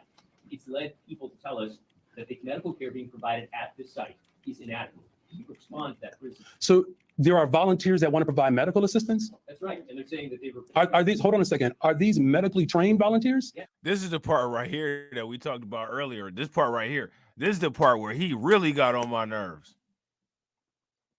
Wait a minute now. What you talking about? A doctor? You talking about a nurse? A nursing assistant? You just had some volunteers up in here? All right, man. He's so clueless. Okay, I'm not aware of any medical volunteers that want to go into sites to provide medical care. I'm not aware. I don't know what the hell you talking about. I don't know what the hell y'all talking about. I said they had doctors. They said they had nurses want to come in there and do health care to these migrants. I ain't heard nothing about this now. I can't stand this dude, man. Shout out to Jada Informant. What's good with it, bro?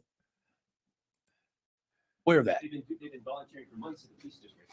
So hold on. I just want to make sure I'm clear, though. You're saying that there are medically trained volunteers who want to provide medical support inside of shelters. Right. Yeah, I don't know where you're getting that information from. What I can say is this: that the conditions in which people are. I don't know where you got that information about. Listen, I don't know what the hell you talking about. Arriving in. There is no secret that they have been showing up sick. That's not a secret. There's been ambulatory runs even at police districts. This is not new. Look, Bernie Mac would go, man. Bernie Mac would clown this dude. He would clown him right out of office. Rest in peace, Bernie Mac, man. That was one of my favorite comedians, man. I love Bernie Mac, man. Bernie Mac was so damn funny. You know what I'm saying? Man, rest in peace to Bernie Mac. Fly high. You know what I'm saying? New information. What we're clear about is that until we get a real handle on what is happening internationally, the city of Chicago, the city of Denver, the city of New York. Hey, could you imagine a movie with Bernie Mac playing Brandon Johnson? Man, that would be hilarious. That would be hilarious.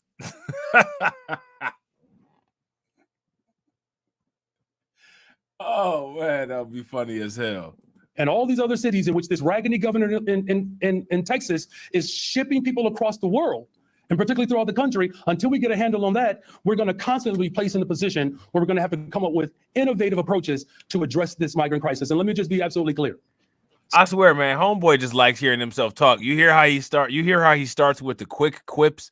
He gonna start talking real fast.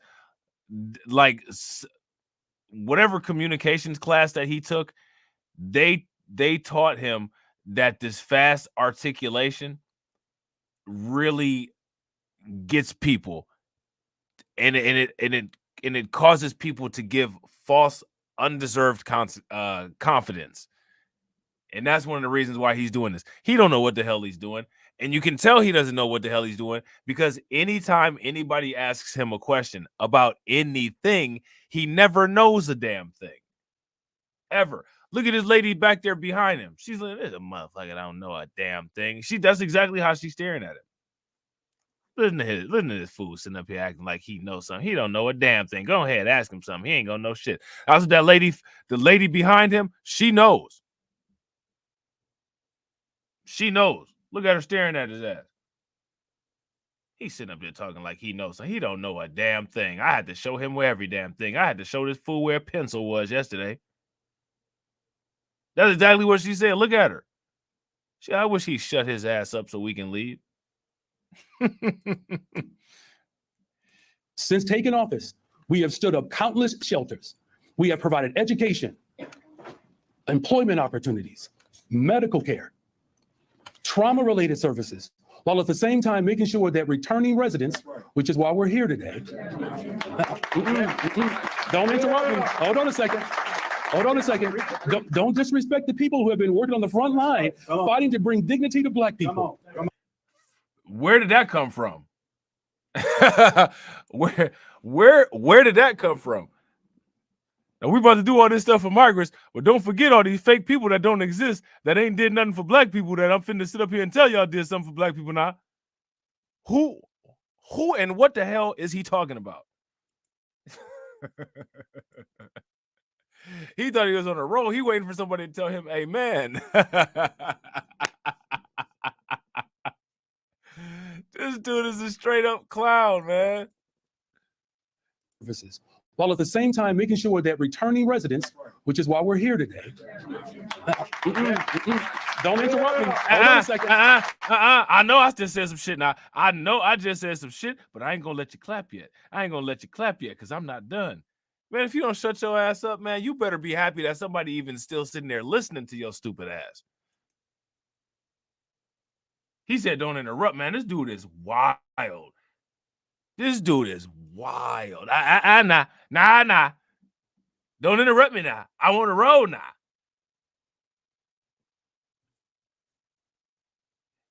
You know what I'm saying? Papa need a new pair of shoes now. You know what I'm saying? Like, man, sit your ass down, bro. For that returning residents, which is why we're here today.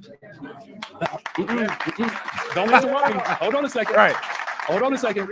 Don't. Right. He feeling himself. Oh my God, man. Don't disrespect the people who have been working on the front line, fighting to bring dignity to Black people. Come on. What are you talking about? Where did that come from? Where did this come from? Don't interrupt me now. I'm going to tell you about these people that don't exist that done brought some justice to Black people now. What are you talking about?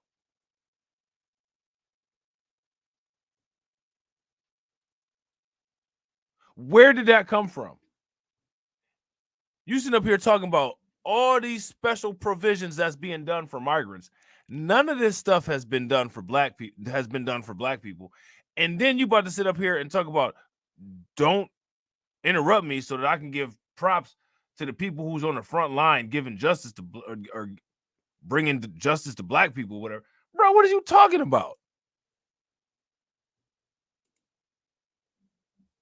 Employment opportunities, medical care, trauma-related services, while at the same time making sure that returning residents, which is why we're here today. Don't interrupt me. Hold on a second. Hold on a second.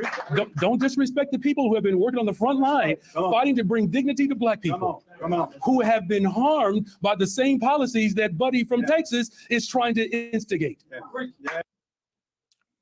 Black people have been harmed by policies that Greg Abbott is trying to push.